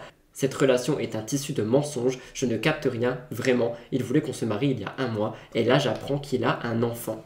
Alors, je voulais un peu réagir avec vous par rapport à tout ça, parce que je pense quand même que même si là Astrid fait la forte, peut-être qu'elle a un mental d'acier et peut-être que ça va pas la toucher elle, mais est-ce qu'on peut se mettre 2 secondes à la place d'une personne? Donc enlevez, si vous n'aimez pas Astrid, enlevez le fait que vous n'aimez pas Astrid, mais venons on se met à la place d'une personne qui découvre que son petit ami, qui l'a demandé en fiançailles, donc il y a 1 mois, je précise, ou en mariage, je ne sais plus, mais bref, il y avait une bague dans le jeu, donc un engagement très fort, et on apprend que cette personne avait en fait une autre petite amie, et que cette personne était père d'un enfant dans le dos de cette personne. Je trouve ça absolument horrible, je trouve ça très choquant, j'imagine même pas les traumatismes que ça peut créer au niveau mental, au niveau psychologique pour se reconstruire après, reconstruire une relation stable, refaire confiance. Il faut vraiment qu'on puisse se mettre à la place des gens et qu'on puisse se dire mais c'est pas correct en fait. Et moi je vous le dis, j'ai décidé de prendre parti, vous le savez maintenant dans mes chroniques, parce que je suis chroniqueur, allô, notamment avec ce décor j'ai l'impression, mais vraiment pour un peu plus de sérieux, moi je trouve ça vraiment choquant. Je trouve que ça peut vraiment détruire des mentales, ça peut détruire des manières de vivre, ça peut détruire des manières de construire des relations, ça peut détruire une estime de soi, mais à un point on n'imagine même pas. Donc il suffisait que la personne ici Astrid, je ne pense pas, mais il suffisait que cette personne n'ait pas confiance en elle de base, qu'elle ait décidé décidé vraiment de tout donner dans une relation en se disant ok c'est bon, vas-y je laisse un peu de zeste, je crois qu'on dit comme ça, et j'essaye de faire confiance, j'essaye de faire en sorte que cette fois-ci ça marche, que cette fois-ci ça aille, pour se faire littéralement détruire par derrière de cette manière. Je trouve que c'est vraiment très grave. Suite à ça, Astrid revient un peu sur leur relation pour expliquer à ceux qui ne connaissaient pas. Elle dit qu'ils se sont mis ensemble le 5 juillet, qu'elle est partie de Dubaï le 29 janvier 2023. Une internaute commente un truc qui l'a fait réagir aussi. On lui dit « Mais tu te rappelles un jour que vous étiez en vacances, il t'avait fait une blague comme quoi elle était enceinte et tout ». Comme quoi, donc, il avait une petite amie, etc. et que cette femme était enceinte. Astrid a réagi à ce moment-là en disant « Oui, bah ce n'était pas une blague en fait. Il me faisait croire, imagine, j'ai mis une go enceinte avant toi, tu dis quoi ?» Et au final, ça veut dire que le gars ça a essayé de s'en vanter indirectement pour savoir un peu en tâtant le terrain ce qui pourrait se passer si Astrid le découvrait. Et je trouve ça vraiment horrible. On détruit vraiment le mental et le psychologique de quelqu'un sans raison apparente. Je suis désolé, hein, ça me choque totalement. Finalement, c'est Mayamo qui a réagi à tout ça. Elle a fait un résumé de tout ça avec des mots très clairs et très simples. Je vous le lis, je vous l'affiche à l'écran si vous n'avez pas trop suivi. Léris, l'ex-fiancé de Astrid, a une copine depuis des années et des années. Il s'est servi d'Astrid pour faire le buzz. C'est lui avec son fake compte qui a balancé son couple avec Astrid et qui voulait garder ça secret. Rien ne va. Comme c'est un manche-buzz, il a inventé une histoire pour faire croire que sa copine de toujours était enceinte de lui, alors que c'était son petit frère. Astrid était aussi enceinte apparemment, elle a perdu le bébé. D'après Mayamo, il y aurait donc plus à cette histoire, ça serait vraiment un méli-mélo. On peut apprendre, si on croit Mayamo, attention, ce n'est que les dires de blogueurs, je ne sais pas s'ils sont vrais, je le reprécise hein, pour les plus jeunes qui me regardent, mais selon Mayamo, ça serait vraiment que pour du buzz, et je parle pas d'Astrid mais de l'ex-fiancé du coup, mais ce qu'on apprend également c'est que Astrid aurait été enceinte et qu'elle aurait perdu un bébé, donc ça veut dire qu'elle serait vraiment passée par des phases très compliquées dans cette relation. Et est-ce que j'ai envie de poser une question, est-ce qu'on dirait qu'elle a un mental d'acier cette jeune femme, parce que enfin elle a juste l'air de s'en foutre pour le moment et de dire ouais bah voilà c'est fini, et, tant pis je passe à autre chose. Mais personnellement si moi ça m'était arrivé tout ça, et je pense que même beaucoup de personnes qui me regardent ça vous arrive ce genre de choses, donc un enfant dans le dos, un fiancé qui te trompe, une fausse couche aussi visiblement, enfin une fausse couche ou un avortement, on ne sait pas, mais ce sont vraiment des grosses épreuves, tout ceci a été condensé en 7 mois, donc qu'on aime ou non Astrid, franchement, moi je le dis, force à elle, parce que c'est vraiment des étapes et des épreuves qui sont très difficiles, et elle a l'air d'avoir tout passé, donc force à elle. C'était pour vous raconter un peu ce qui se passait, parce que franchement c'est quelque chose qui est en train de faire énormément de bruit sur les réseaux au moment où je vous parle, je ne sais pas où ça en sera dimanche, mais pour le moment je voulais vous en parler de cette manière. Je vous laisserai me dire ce que vous en pensez dans les commentaires. Deuxième gros dossier de la semaine, on reparle bébé, mais on parle d'un bébé qui va faire beaucoup plus de personnes ravies, étant donné que je pense que vous l'avez vu, mais Chloé Cooper a annoncé une grande nouvelle. Avant toute chose, laissez-moi vous parler un peu d'elle. Je vous en ai déjà parlé sur ma chaîne et j'ai supprimé une vidéo à ce sujet d'ailleurs parce que je trouvais qu'elle faisait beaucoup trop drama gossip. Donc je vais replacer un peu de choses par ici, mais Chloé Cooper est une candidate, ancienne candidate influenceuse, je vais l'appeler, qui est aujourd'hui très critiquée, notamment sur son corps et sur, oui, tout simplement son corps. La raison est qu'elle est complexée par son poids. Régulièrement, elle rappelle sur les réseaux sociaux qu'on ne critique pas les gens sur le poids, et on rappelle aussi surtout que la grossophobie fait très mal. Et pour le coup, je sais pas si on peut parler de grossophobie quand c'est pour parler de la maigreur. J'avoue que je me suis pas renseigné comme ça, mais quand je vous en ai parlé par exemple pour Carla Moreau, en disant qu'il y a des gens qui la trouvaient grosse et qui l'insultaient, hein, ils utilisaient le mot grosse comme une insulte alors que ça ne l'est pas, il faut arrêter de mettre des tabous sur ce mot. Et bah pour Chloé c'est tout l'inverse. Selon les gens, elle est trop maigre, elle est trop maigre, elle est trop maigre, c'est un sac d'os, etc. Il y a quelques semaines, elle avait posté un message Instagram à ce sujet en disant: tu es trop maigre, elle ressemble à un squelette, faudrait penser à manger, espèce d'anorexique, elle va se casser si ça continue, aucun homme ne voudra de toi en voyant ton corps. Et si j'étais simplement moi, avec mon corps, comme chaque être humain, je suis en bonne santé et je n'ai pas honte d'être qui je suis, une femme normale avec mon corps. Oubliez les normes, ça n'existe pas. Et heureusement, c'est la différence qui est belle. Un monde où chaque femme et chaque homme auraient le même physique serait triste et ennuyeux. Acceptez vos différences, elles vous définissent. Et franchement, c'est un truc que je vois souvent et que je trouve choquant, mais il y a vraiment beaucoup de personnes qui la qualifient notamment de sac d'os. Et franchement, je veux réagir par rapport à ça, comme j'ai réagi pour Carla Moreau et le fait que les gens la trouvaient grosse. Et franchement, même si c'est le cas, qu'est-ce qu'on s'en fout? C'est pas censé être une insulte, faut arrêter avec ça. Mais aller utiliser le corps de quelqu'un pour l'insulter et essayer de dénigrer cette personne et de la rabaisser, franchement, il faudrait vraiment arrêter. J'en ai marre de lire ce genre de choses, qu'on soit maigre ou gros, juste j'en peux plus, tu vois, de lire ce genre de choses. Et c'est en train de me saouler littéralement. Plus les semaines passent, plus je parle de candidates ou d'influenceurs et plus je vois qu'il y en a beaucoup qui sont critiqués par rapport au poids, par rapport à ci, par rapport à ça. Enfin, stop, genre juste laisser vraiment les gens tranquille. J'ai l'impression qu'en fait, il y a tellement de haters quand je dis ça, et je parle des haters, hein, je parle pas de ma communauté, mais il y a beaucoup de haters qui sont vraiment pas forcément bien dans leur peau, qui s'amusent du coup à aller dénigrer le corps et la manière d'être et le comportement, des fois qui n'est pas problématique, hein, on le souligne, des autres pour essayer peut-être de se dire oui, si eux font ça et sont comme ça, moi en fait ça va. Mais on peut pas se dire ce genre de choses, et notamment pas du tout par rapport à un corps. Donc je veux refaire un message par rapport à ça. Acceptez-vous comme vous êtes, ne vous laissez pas abattre par le fait qu'on vous critique par rapport à votre poids. Chaque poids, chaque morphologie est normale. C'est pas parce que dans des magazines on voit que des femmes minces, très minces et très du coup maintenant formées avec des fesses, etc., que si on ne l'est pas, ce n'est pas normal. Et je leur dis ici, et ça me touche beaucoup parce que, par exemple, moi je sais, encore une fois, j'ai mis cette robe et je sais qu'on va me dire que je suis un sac d'os. Je vais devoir supprimer des commentaires pour pas que ça trigger d'autres personnes. Mais honnêtement, juste, venez, on essaye de tous s'élever vers le haut. On n'a pas, en fait, à partir du moment où la personne qui a tel ou tel poids ne dit pas que ça la dérange, ne dit pas qu'elle se sent trop grosse, trop maigre, qu'elle a envie de prendre du poids ou envie de perdre du poids, on n'est personne pour aller dire ces choses-là à la place d'une personne. Je suis désolé, hein, j'espère que je me fais comprendre dans ce que je dis, mais vous m'avez demandé de donner mon avis par rapport aux choses, et ce genre de choses, c'est quelque chose qui m'énerve fortement, et j'ai envie de le dire. C'était pour mettre un contexte et pour refaire passer un mot par rapport à l'acceptation de soi, parce que c'est vraiment quelque chose que j'essaie de prôner de plus en plus via mes émissions, mais ce n'est pas tout, parce que Chloé, à côté de ça, a fait une grande nouvelle, et ça va être la partie très cool de cette actualité. Avec son petit ami Sébastien Pinelli, ils attendent leur premier enfant. Sur Instagram, ils écrivent: une nouvelle aventure commence, nous sommes sur le point de recevoir le cadeau le plus précieux de notre vie.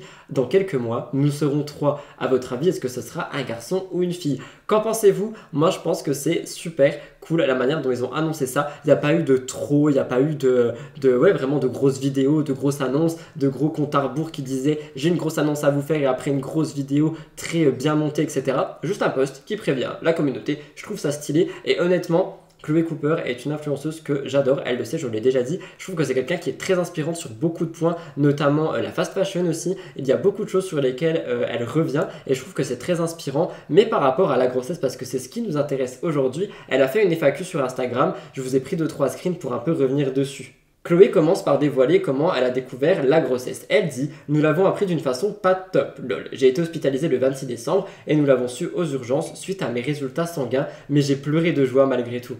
Je trouve qu'en vrai, il n'y a pas de hasard, j'ai l'impression. Et elle prévient aussi que le terme est prévu pour début septembre. Elle explique aussi qu'elle avait envie d'avoir un enfant. Elle dit: je voulais un enfant assez tard effectivement, j'aurai 31 ans à sa naissance, donc je suis contente et ça a été assez instinctif, un peu comme une évidence d'un coup.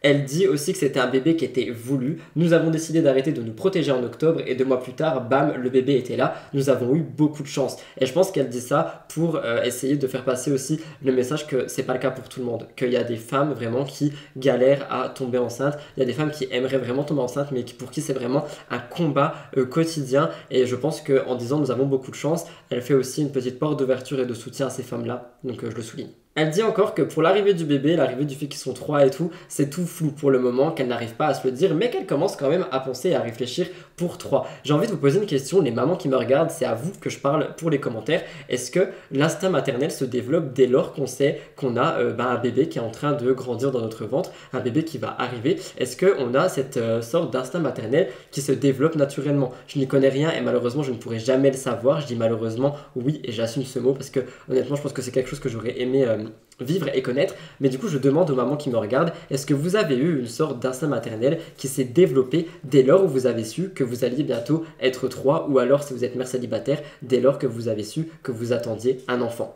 Elle dit, et je cite: j'imagine nos futures vacances avec bébé, sa future chambre, la vie de Rio avec le bébé, bref il est à la fois omniprésent et à la fois je ne réalise pas encore. Pour le moment, elle dit qu'elle n'a aucun souci dans sa grossesse, elle a juste eu un premier trimestre très difficile, elle a eu beaucoup de fatigue, des nausées très très fortes et elle a pris 3 kilos. En ce qui concerne le sexe du bébé, elle dit: j'ai une très légère préférence, mais je serai extrêmement heureuse dans les 2 cas. Et d'ailleurs, pour un bébé, parce que vous savez, on parle beaucoup de transidentité sur ma chaîne, d'acceptation du genre, etc., d'identité de genre, est-ce que pour un bébé, on dit sexe ou genre? Je ne sais pas trop en fait, parce que je sais que du coup pour les personnes, moi j'ai envie de dire genre, mais le bébé je ne sais pas, parce qu'on parle tout le temps du genre assigné à la naissance. Peut-être qu'en fait oui, on dirait plus genre que sexe.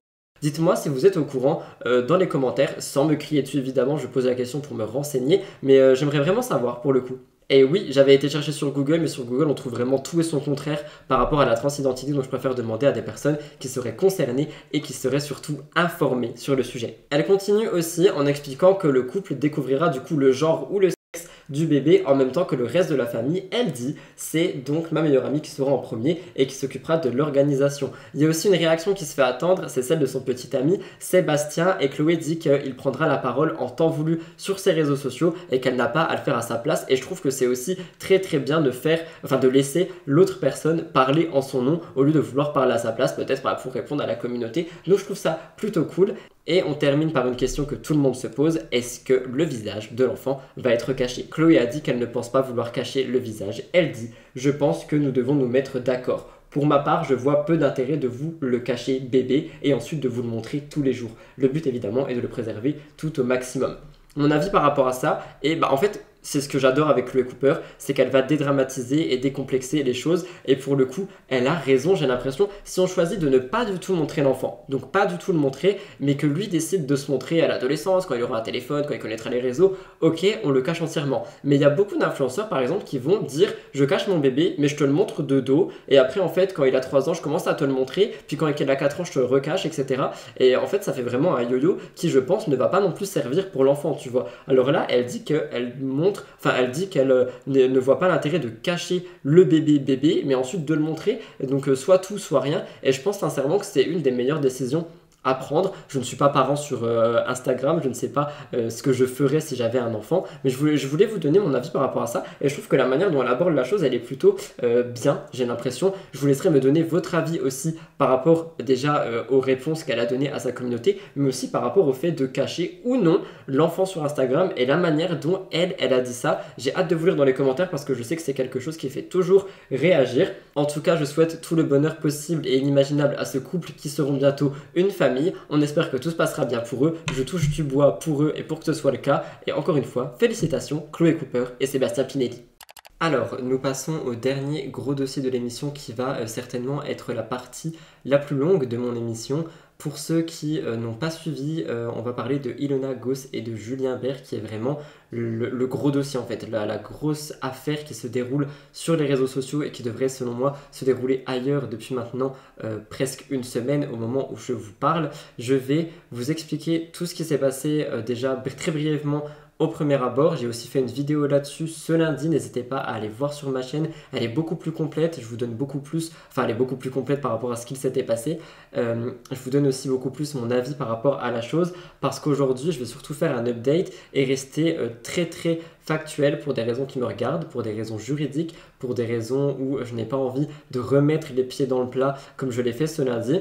Je vais rester le plus factuel possible. Je vais revenir sur les updates, je vais tout vous raconter. Donc je place un trigger warning, on va parler de violence conjugale, on va parler de alcool, on va parler de beaucoup de choses. Si vous n'êtes pas prêt à entendre ce sujet parce que je sais qu'il est triggery, je vous laisse ici et je vous laisse passer à la découverte de la semaine. C'est la plus grosse partie de mon émission, donc j'espère sincèrement que je vais pouvoir vous apprendre des choses. Je vais beaucoup rester sur mes notes, donc il va y avoir un peu de lecture, je suis désolé, mais c'est la manière pour moi la plus simple de rester factuel et de ne pas diverger dans mon avis, mes ressentis et tout ceci. Le dossier Ilona Julien, on en parle depuis ce lundi sur ma chaîne. Je vous ai promis de revenir dessus et surtout par rapport à tout ce qui a suivi. On rappelle que le couple Ilona et Julien étaient ensemble en 2019. Ils se sont mis ensemble sur le tournage des Princes et des Princesses de l'amour. Ils ont fait rêver tout le monde avec des déclarations et tout ceci. Il y a même eu une union idyllique qui a failli se concrétiser par un mariage. Finalement, ça n'a pas eu lieu. En 2021, le couple se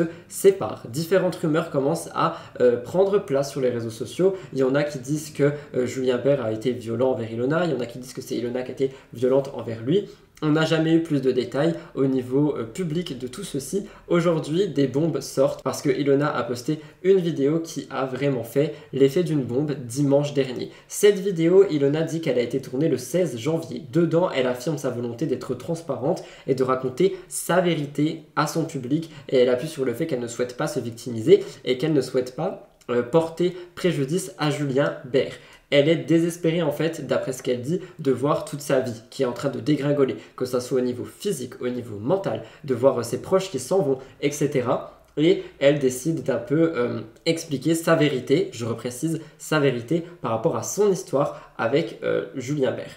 Elle commence la vidéo, la première parce qu'il y en a eu deux, par dévoiler que Julien lui devrait 80 000 € qu'il a volé sur le compte de l'entreprise. Elle parle de sa société de shampoing Juliette Nona qu'elle a fait en commun avec Julien Bert. Ensuite, elle va appuyer ses propos avec différentes choses qu'elle dit. Elle dit par exemple qu'elle va avoir affaire aux huissiers parce que Julien ne payerait pas son loyer depuis 4 mois alors que le bail de la maison est au nom d'Ilona à cause de raisons de bracelet électronique. Je ne vais pas non plus vous résumer toutes les vidéos, je vous laisserai aller voir si jamais ça vous intéresse. Mais quelque chose qui a vraiment fait choquer tout le monde, c'est un fait sur lequel elle revient et qui daterait de décembre 2019.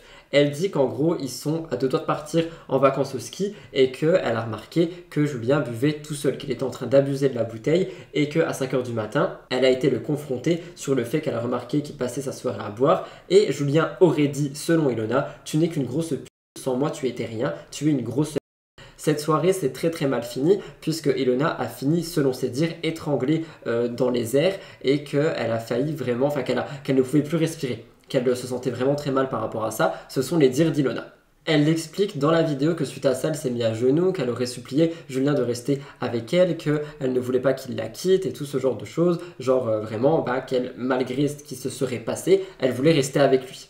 Aujourd'hui, Julien me doit 100 000 €, 80 000, qu'il m'a volé sur une société. Il me doit le fait que j'ai les huissiers parce qu'il ne paye pas son loyer depuis 4 mois et que le bail de sa maison est à mon nom et tout ce qu'il m'a fait subir. Donc je peux plus supporter de garder le silence, je peux plus supporter de rien dire, je peux plus supporter de faire semblant, je peux plus supporter de voir ma vie s'écrouler et de voir tout le monde la quitter parce que je vais pas bien et c'est pas possible. Voilà, je peux plus continuer. Donc je dois vous dire la vérité surtout. Il ne se réveillait pas.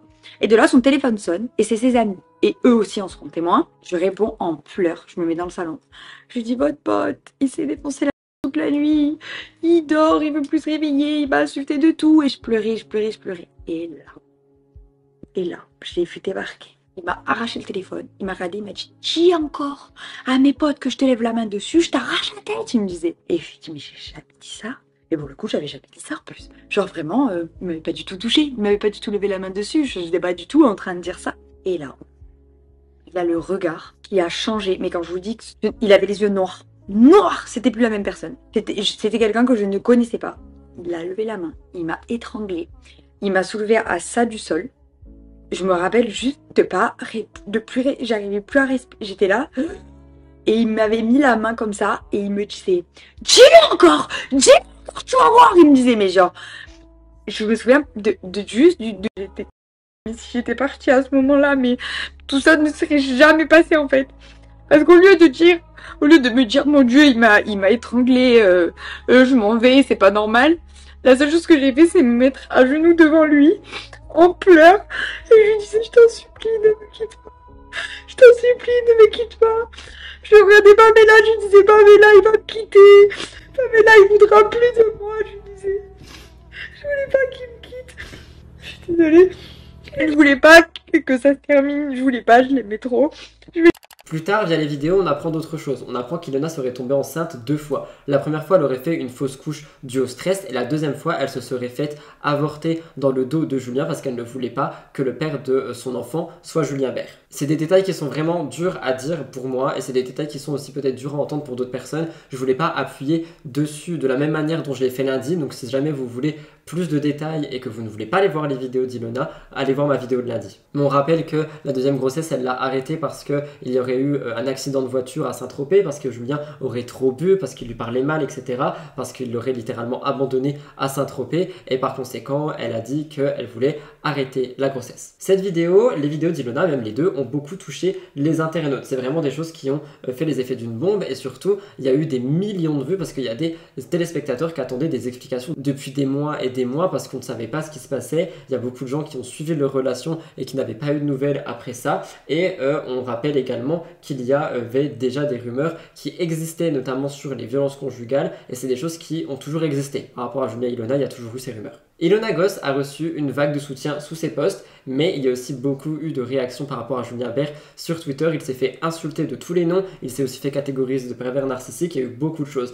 À côté de ça, des réactions ont eu lieu et moi je voulais principalement appuyer sur ça, le reste c'était vraiment pour mettre en contexte. Par exemple, Mélanie Dedigama a supprimé toutes les vidéos TikTok avec Julien Bert, Ilan aussi a réagi. On rappelle d'ailleurs que Ilona était en couple avec Ilan dans 10 couples parfaits, il a réagi, mais il a dit qu'il avait déjà parlé de tout ça, mais cette fois-ci il a réagi. Il a dit qu'il était important de soutenir Ilona en appuyant sur le fait que ce n'était pas une menteuse. Il a dit que des personnes avec les meilleures images sur les réseaux sociaux sont généralement les pires et que ne sont pas obligatoirement les meilleures personnes. Pas forcément vrai, j'ai envie de vous dire, mais c'est vrai que je suis quand même tombé des nues avec toutes les révélations d'Ilona qui sont pour le moment pas prouvées, qui ne sont pas factuelles, ce ne sont que les versions et les dires d'Ilona Goss. Ilan continue en disant qu'il avait déjà prévenu sur le fait qu'il suffisait qu'Ilona parle pour qu'on voit tous le vrai visage de Julien et que par conséquent, il avait déjà prévenu et que la vérité n'a fait que prendre les escaliers. C'est ce que Ilan dit. À côté de ça, Aurélie d'Autremont, son ex depuis 8 ans, a aussi réagi à ça. Elle a dit « Bien sûr que je vois ce qu'il se passe, je ne défendrai pas l'indéfendable.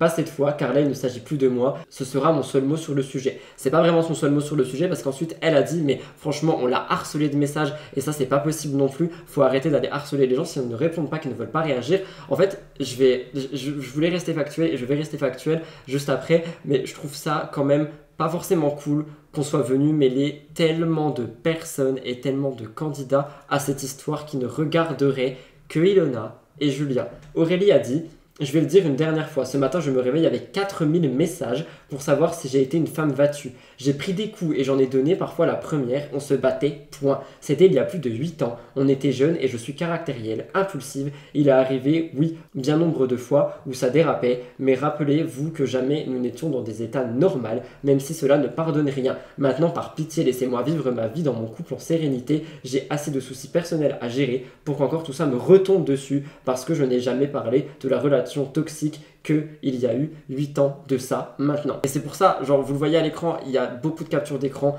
de personnes qui ont écrit à Aurélie d'Autremont, mais vraiment en boucle, et on peut pas faire ça, on ne peut pas faire ça. À côté de ça, Julien a vu tout ce qui se passait, son compte Instagram a été désactivé, je vous l'ai dit lundi, mais en fait il a été désactivé parce que beaucoup de personnes l'ont signalé en masse, et du coup son compte Instagram est pour le moment suspendu. Julien a réagi en story, je vous laisse écouter. Oh, bizarre ce qui se passe, parce que c'est comme par hasard quand dans ma vie tout va bien, je suis heureux, je suis épanoui et que je le monte sur les réseaux, vous voyez ce que je veux dire, et que tout ça sort, et que toi tu viens de te faire quitter, c'est quand même très compliqué, et puis c'est très grave ce que tu es en train de faire. C'est très grave parce que j'ai mal dormi, je suis abasourdi, c'est des accusations très graves, je suis allé lire tous les commentaires, j'ai voulu tout lire, sauf sur Instagram parce que pour le moment mon compte est suspendu. Donc c'est à dire que moi là, avec une connexion, mon téléphone, je peux accuser n'importe qui de quoi que ce soit et vous allez le croire. Et vous allez le croire. Donc sur parole. Et en fait c'est quoi, la première personne qui parle, qui accuse quelqu'un, et ben on va le croire. Et en fait je vais juste vous rappeler un petit truc, c'est que cette relation, elle a tout fait pour y retourner, elle a tout fait pour revenir avec moi. Vous l'avez vu dans le cross, on était plus ensemble, elle est revenue me chercher, j'étais le père de ses enfants, elle voulait fonder une famille avec moi. Quand tu sors d'une situation difficile, tu remues pas ciel et terre pour y retourner. C'est déjà ça la mise. Suite à ça, à tout ce que je viens de vous raconter, la deuxième vidéo sort le lundi 27 février. Dans cette vidéo, Ilona explique que Julien en aurait voulu à Ilona de s'être mis en couple avec Paul-André fin 2021, qu'elle était toujours amoureuse de lui, donc ils ont décidé de se laisser une deuxième chance, une énième chance plutôt, en janvier 2022 en secret. On n'était pas au courant. Elle dit qu'ils essayent de repartir sur les bonnes bases mais que ce n'est absolument pas possible, et donc Ilona décide de se séparer pour une fois, pour de bon cette fois-ci par rapport à Julien, et ensuite il y a la relation qu'on connaît avec Paul-André. Et c'est à ce moment-là qu'elle se rend compte que l'argent de la société aurait disparu. Selon ses dires, Julien aurait dépensé près de 100 000 € de cet argent pour des frais personnels et payé son loyer. Donc Ilona dans sa vidéo en fait elle semble désespérée de ce qu'elle dit et elle tente en fait de trouver des solutions, mais Julien n'aurait pas souhaité l'aider selon les dires d'Ilona. Aujourd'hui, selon Ilona, elle va au plus mal. Elle dit qu'elle ne pèse que 45 kg, qu'elle voit un psychologue 2 fois par semaine et qu'elle dit être en dépression. Elle explique en fait qu'elle souhaite déposer plainte contre lui et ça a été beaucoup critiqué le fait qu'elle fasse des vidéos au lieu d'aller déposer plainte. Elle conclut la vidéo en disant « Il m'a ruiné ma vie, je veux que ça s'arrête, je veux reprendre ma vie à zéro, je ne veux plus rien avoir à faire avec lui. » Au niveau des réactions, parce qu'il y en a eu après celle dont je vous ai déjà parlé, Mélanie Lady Gamma a réagi. Comme je vous l'ai dit, elle a supprimé tous les TikTok avec Julien. Mais c'est pas tout, parce que le lundi 27 février, elle a posté un message et elle a dit « N'attendez pas de moi une quelconque prise de parole pour le moment. Je n'alimenterai en aucun cas cette polémique. » Ça a été vivement critiqué parce que, selon les gens, on ne peut pas utiliser le terme polémique pour une affaire aussi grave. Je sais pas si on cherche la petite bête ou si honnêtement, oui, on peut pas utiliser ce mot polémique, mais pour le coup, je pense que Mélanie, elle doit aussi être dans un tourbillon et une vague de haine et de harcèlement sur ses réseaux sociaux, dans des DM, etc. Donc je sais pas si on peut vraiment lui en vouloir d'avoir utilisé le terme polémique. Ce n'est pas tout, parce que le blogueur Barbecue a aussi sorti une vidéo que je vais pas vous diffuser, elle a été prise à l'insu de Julien et Mélanie. J'ai pas trop compris si elle a été prise dans le moment T, donc dans les moments là, ou si elle a été prise avant. Dans tous les cas, ce qui était écrit dessus, c'était Julien qu'emmène Mélanie au McDo avec l'argent d'Ilona, parce que en fait, le hashtag qui ressort le plus, c'est Julien rend l'argent. En parlant de Mélanie, on en a entendu parler aussi, on pouvait lire entre temps pendant le tournage des 50, Ilona apprend que Julien faisait des déclarations à tout le monde, Cynthia, Mélanie, Lady Gamma, et Wassim TV a dit que Julien disait à Julia Morgante que tout ce qu'il faisait sur le tournage, dont son histoire avec Mélanie, c'était pour le buzz. Et c'est vrai que je me rappelle un peu des images comme ça où Julien avait dragué Julia Morgante, Cynthia et puis Mélanie Lady Gamma. D'autres candidats ont réagi de la même manière un peu que Aurélie d'Autremont l'a fait, notamment Laura Lempicka qui a écrit « En ce qui concerne Ilona, sachez qu'une chose, c'est que je soutiendrai mon ami quoi qu'il arrive comme j'ai toujours fait, que ce soit dans l'intimité ou publiquement, comme je viens de le faire. » Mais après, pour ceux et celles qui me demandent ce que j'en pense, je suis désolée, mais je sais rester à ma place. C'est mon amie, je la soutiens, je suis là pour elle, pas pour faire du buzz sur les réseaux. Elle dit aussi qu'elle ne parlera pas du tout de cette affaire à la place d'Ilona, ce n'est pas à moi de le faire, ce qui compte c'est elle. Mélanie ORL aussi a réagi, et j'ai trouvé ça assez bien qu'elle le fasse. Elle dit « J'ai jamais discuté profondément avec elle, Ilona n'a jamais été ma copine. Par contre, c'est vrai que j'ai toujours ressenti de la souffrance profonde chez cette femme, sans savoir réellement pourquoi. Je n'oserais jamais juger le couple qu'ils étaient, mais aujourd'hui, elle a eu le courage de parler. Tant mieux si ça la soulage d'un poids, je sais qu'elle va venir en aide à beaucoup de femmes et pour ça, bravo. » Rebondissement de dernière minute et ça sera la fin de mon gros dossier par rapport à ça dans mon émission. S'il y a d'autres choses, on en reviendra dessus sur STT, etc.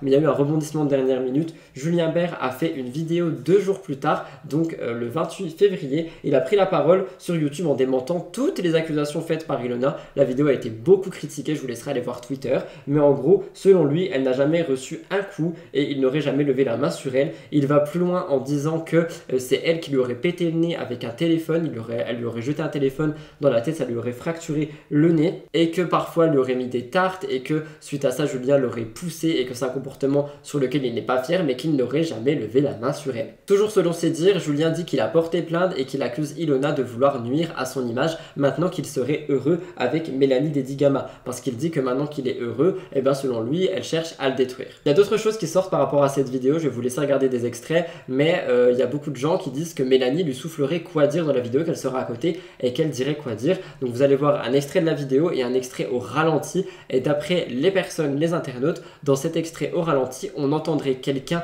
qui serait Mélanie Lady Gamma selon les internautes en train de lui souffler les choses qu'il doit dire. Personnellement, je ne sais pas quoi en penser et comme je vous l'ai dit, je n'ai pas envie de trop appuyer mon avis là-dessus parce que c'est une histoire qui est très touchy et je pense pas qu'on puisse vraiment donner son avis à ce point parce que maintenant il y a Julien qui a donné sa vérité aussi, donc on a vraiment une parole contre parole et c'est le seul truc que je pourrais vous dire, c'est que si c'est vraiment en justice, si Ilona dit qu'elle veut porter plainte et qu'elle l'a fait et que Julien a porté plainte comme il l'a dit, c'est la justice qui tranchera. Tout internaute n'a plus à donner son avis et honnêtement je n'ouvre même plus Twitter parce que dans ma TL je vois des insultes des deux côtés et c'est en train de devenir vraiment n'importe quoi. Je vous laisse regarder les extraits. J'arrive pas.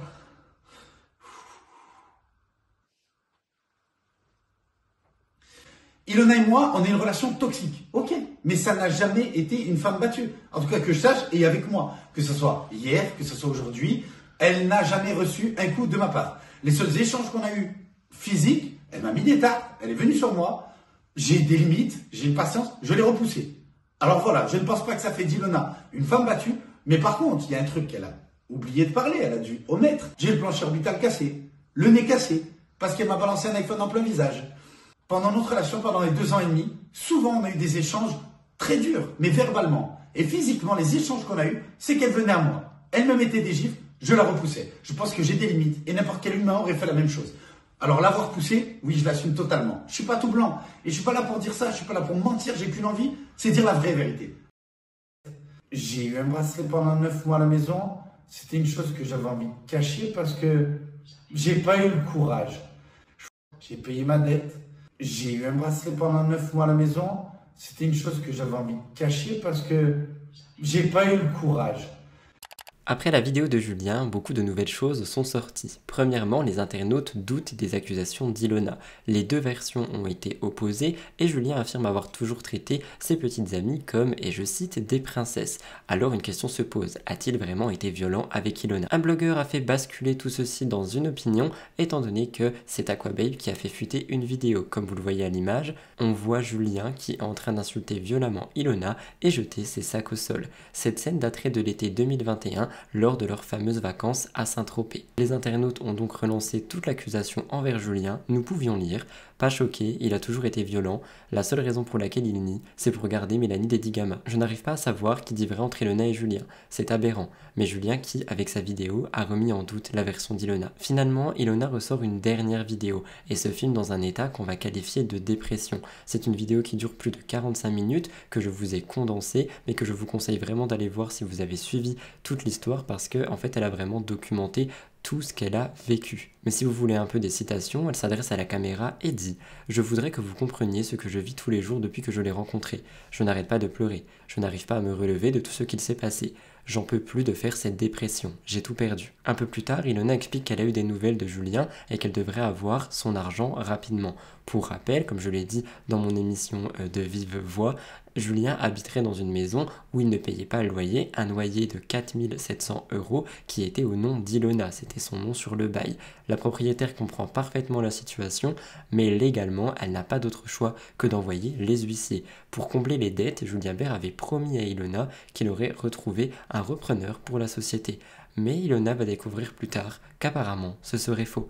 Elle disait dans sa vidéo « Je vais devoir porter plainte, il se trimballe avec une montre à 30 000 € au poignet, mais c'est moi qui vais devoir vendre la mienne pour payer son loyer. » Ilona, dans sa vidéo, nous montre qu'elle n'arrivait absolument pas à voir le bout du tunnel et surtout le bout de cette histoire. Pour prouver les faits de violence et des dettes, elle va afficher des conversations qu'elle a enregistrées. Pour des raisons légales, je ne peux pas vous les montrer. Mais pour vous expliquer, Julien Bert avait donc nié avoir des dettes envers Ilona, il avait nié avoir levé la main sur elle. Pourtant, dans ces enregistrements, on entend clairement que Julien ne dément pas le fait de lui devoir plus de 80 000 € et surtout, il revient aussi sur l'étranglement. Ilona dit à Julien dans cette conversation « Je suis en dépression, j'ai perdu mes amis, je vis une vie de à cause de toi. Je me fais quitter par mon mec parce qu'il n'en peut plus, alors que j'ai toujours été sympa, j'ai toujours protégé. Et toi, tu me fais vivre ça sans scrupule. Je vis un enfer. » Dans cette conversation, Ilona balance que Julien ne paye pas ses impôts depuis 2020 et c'est extrêmement grave et que son argent sera saisi. Elle le menace de tout balancer sur le réseau s'il ne paye pas l'argent qu'il doit. Et Julien commence à s'énerver. Il dit « Si on fait ça, je deviens le roi des abrutis. Ça va durer 3 ou 4 ans de procédure. » Une phrase qui ne fait pas du tout peur à Ilona, mais qui lui fait comprendre que celui-ci n'en a que pour son image. Lorsque Ilona l'accuse de s'être servi dans les caisses de leur société et de l'avoir étranglée, Julien ne dément pas, il s'excuse. Une fois que le délai de remboursement est dépassé, Ilona se jure elle-même de porter plainte. Finalement, on voit dans la vidéo que Julien a bel et bien quitté la maison 10 jours après la date demandée, mais il l'a rendue dans un état lamentable. Ilona dit face caméra « T'as pas honte de rendre une maison comme ça ?» Elle prend une décision qui est celle de porter plainte et de publier les 3 vidéos que nous avons vues. Voici un extrait. Ça suffit, j'ai plus de pitié en fait parce qu'au bout d'un moment j'ai perdu mon mec à cause de toutes ces histoires. Je suis toute seule, je vais aller enterrer mon grand-père. Donc je prends mes responsabilités, même si vraiment c'est la dernière chose que j'ai envie de penser, c'est de voir des huissiers pour un loyer qui est pas, que c'est pas à moi de payer pour rendre une maison dans laquelle j'ai jamais vécu quasiment, que j'ai meublé tout entière. En plus les meubles que j'ai tout payé, tous les meubles que j'ai payés, il les a tous pris hein, par contre. Hein. Tous les meubles il les a pris. Hein. Comment il peut me laisser tout assumer comme ça? C'est terminé. Je vais déposer plainte pour tout. Je vais déposer plainte pour tout. Que ce soit pour les sous qu'il me doit, pour tout ce qu'il a fait, j'en peux plus. Je vais déposer plainte, je vais publier cette vidéo. Je vais publier cette vidéo. Donc voilà, je pense qu'il est temps de clôturer cette vidéo, puisque c'est fini. J'ai compris que il m'avait détruit la vie.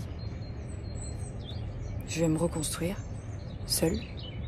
J'ai plus la personne que j'aimais à mes côtés. Mais je sais que c'est à cause de moi. Je sais que ça faisait 2 mois que je vivais un enfer. À côté de ça, Mélanie Dedigama a aussi réagi. Elle a unfollow Julien Bert qui était de retour sur Instagram et elle a posté un message en story. Elle a écrit « Qu'auriez-vous fait à ma place ? Je découvre chaque jour en même temps que vous des éléments d'une histoire qui ne me concernaient pas et dans laquelle je me retrouve impliquée malgré moi. Je découvre les vidéos d'une femme qui est profondément malheureuse et que j'ai moi-même envie de soutenir. Ma position est évidemment très délicate. Voilà pourquoi je restais dans le silence, afin de ne blesser personne, pour ne pas être maladroite. Je condamne évidemment toute forme de violence, qu'elle soit faite à des femmes comme à des hommes et n'importe quel être vivant. La violence doit être punie. La justice est là pour rendre la parole face à cette situation, car elle est mieux placée pour rendre une décision. Avant de terminer, je vous laisse aussi sur les réactions d'Ilona qui réagit aux commentaires et au soutien qu'elle reçoit. Regardez les stories. En fait, je sais pas par quoi commencer parce qu'il faut que je reprenne ma vie. Voilà, il faut que ça y est, je me suis exprimée, j'ai dit ce que j'avais sur le cœur, je me suis libérée, j'ai eu un soutien inconditionnel que j'aurais jamais imaginé. Et en fait, il faut plus que du coup, cette chose et toutes les mauvaises choses qui m'arrivent dans ma vie me laissent en bas. Faut que je remonte, voilà. Il faut pour remonter, il faut que je recommence ma vie, c'est-à-dire que je reprenne les réseaux, que je vous montre, que je parle avec vous et voilà, que tout en fait. Donc oui, malgré le fait que effectivement je paraisse, j'ai vu passer ça plusieurs fois et là je pense encore pire, je paraisse très amaigrie, oui j'ai des cernes, je suis fatiguée et j'ai traversé d'autres épreuves pendant cette absence qui sont encore plus douloureuses, voilà. Et c'est pour ça que d'autant plus que j'ai eu besoin de temps. À la base, avant que tout ça, de toute façon, j'aurais coupé les réseaux quoi qu'il arrive, puisque j'ai eu des décès de proches et du coup, effectivement, j'avais besoin de souffler. J'avais besoin de cette coupure des réseaux sociaux pour me concentrer, pour essayer de relever la tête. Mais je pense qu'à un moment, il faut se relever. J'ai vraiment sombré la semaine dernière. Ça a été catastrophique. Vraiment. Et je ne revivrai plus ça, en fait. Je ne sombrerai plus à ce point. Ça, c'est clair. Et je vais être encore plus forte. Vous me donnez énormément de force. Vous pouvez même pas savoir à quel point. Déjà de voir que je suis pas seule, que je vous aide malgré que j'aurais jamais pensé pouvoir aider il se passe plein de trucs dans ma tête, mais et un jour peut-être quand j'irai vraiment mieux, je parlerai avec vous de ça. Mais là pour l'instant je me reconstruis et pour me reconstruire il faut que je reprenne ma vie en fait, faut que je sois forte, faut que je me mette un coup de pied au cul comme on dit et vas-y, bats-toi et relève-toi quoi. Mais je terminerai cette chronique très longue et ce gros dossier par vous dire que Mélanie a raison et que c'est à la justice de rendre des comptes. On a pourtant eu un autre update venant de Bastos lors d'un live Twitch, mais ma partie étant déjà longue, je vous donne rendez-vous demain dans Spill the Tea pour revenir sur tout ça. N'hésitez pas à réagir en commentaire avec le hashtag MTT et encore une fois tout le respect du monde pour toutes les parties concernées par cette affaire. Si vous voulez réagir à ça dans mes commentaires, vous pouvez. S'il vous plaît, soyez respectueux. N'allez pas insulter ni une partie ni l'autre. Lundi, j'ai supprimé un nombre incalculable de commentaires et je le referai ce soir s'il faut. Donc, vous pouvez réagir, vous pouvez dire ce que vous pensez. C'est votre liberté d'expression. Mais s'il vous plaît, respectez juste l'espace commentaire et chaque personne impliquée dans cette histoire.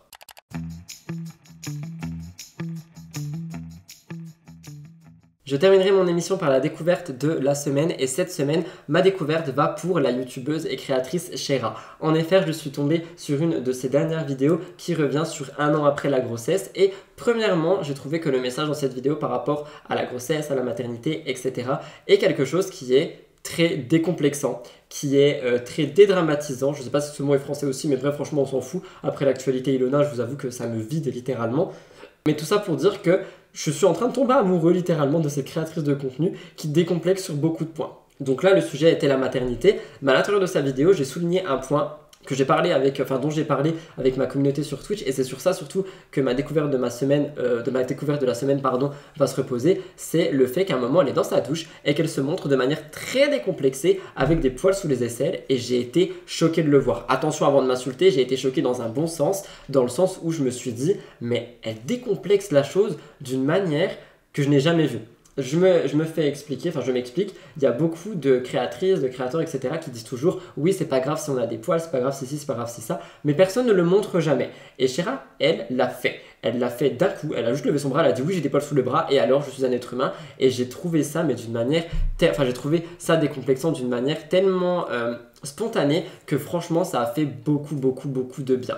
Et en fait, je le place dans ma découverte de la semaine parce que j'en ai parlé sur Twitch. Mais par exemple, moi, lorsque je porte des robes, que je mets des perruques, que je me maquille, etc., il est hors de question que je vous montre que j'ai des poils sous les bras parce que j'ai peur de me faire insulter. Alors que oui, j'en ai, là actuellement j'en ai, mais j'ai peur en fait à chaque fois de me dire si je lève le bras, si je mets une veste ou si on les voit, on va m'insulter. On va me dire ah mais regarde ce qu'il fait, il s'habille comme une fille, et je mets des guillemets quand je dis ça parce que moi je ne considère pas m'habiller comme une fille, je m'habille comme je veux, et il a des poils sous les bras et machin et bidule. Et en fait, voir Shera, ça m'a décomplexé à un point et ça m'a fait me sentir bien, honnêtement. Donc c'est pour ça que ma découverte de la semaine va pour Shera. N'hésitez pas à aller suivre son contenu. J'ai aussi vu une vidéo avec Gaël Garcia Diaz par rapport à l'astrologie. J'ai trouvé ça incroyable. N'hésitez pas à aller voir son contenu et à dire que vous venez de ma part. Ça me ferait grandement plaisir. Mais quoi qu'il en soit, je vous laisse avec un extrait de la vidéo. J'ai trouvé ça décomplexant. Bravo Shera.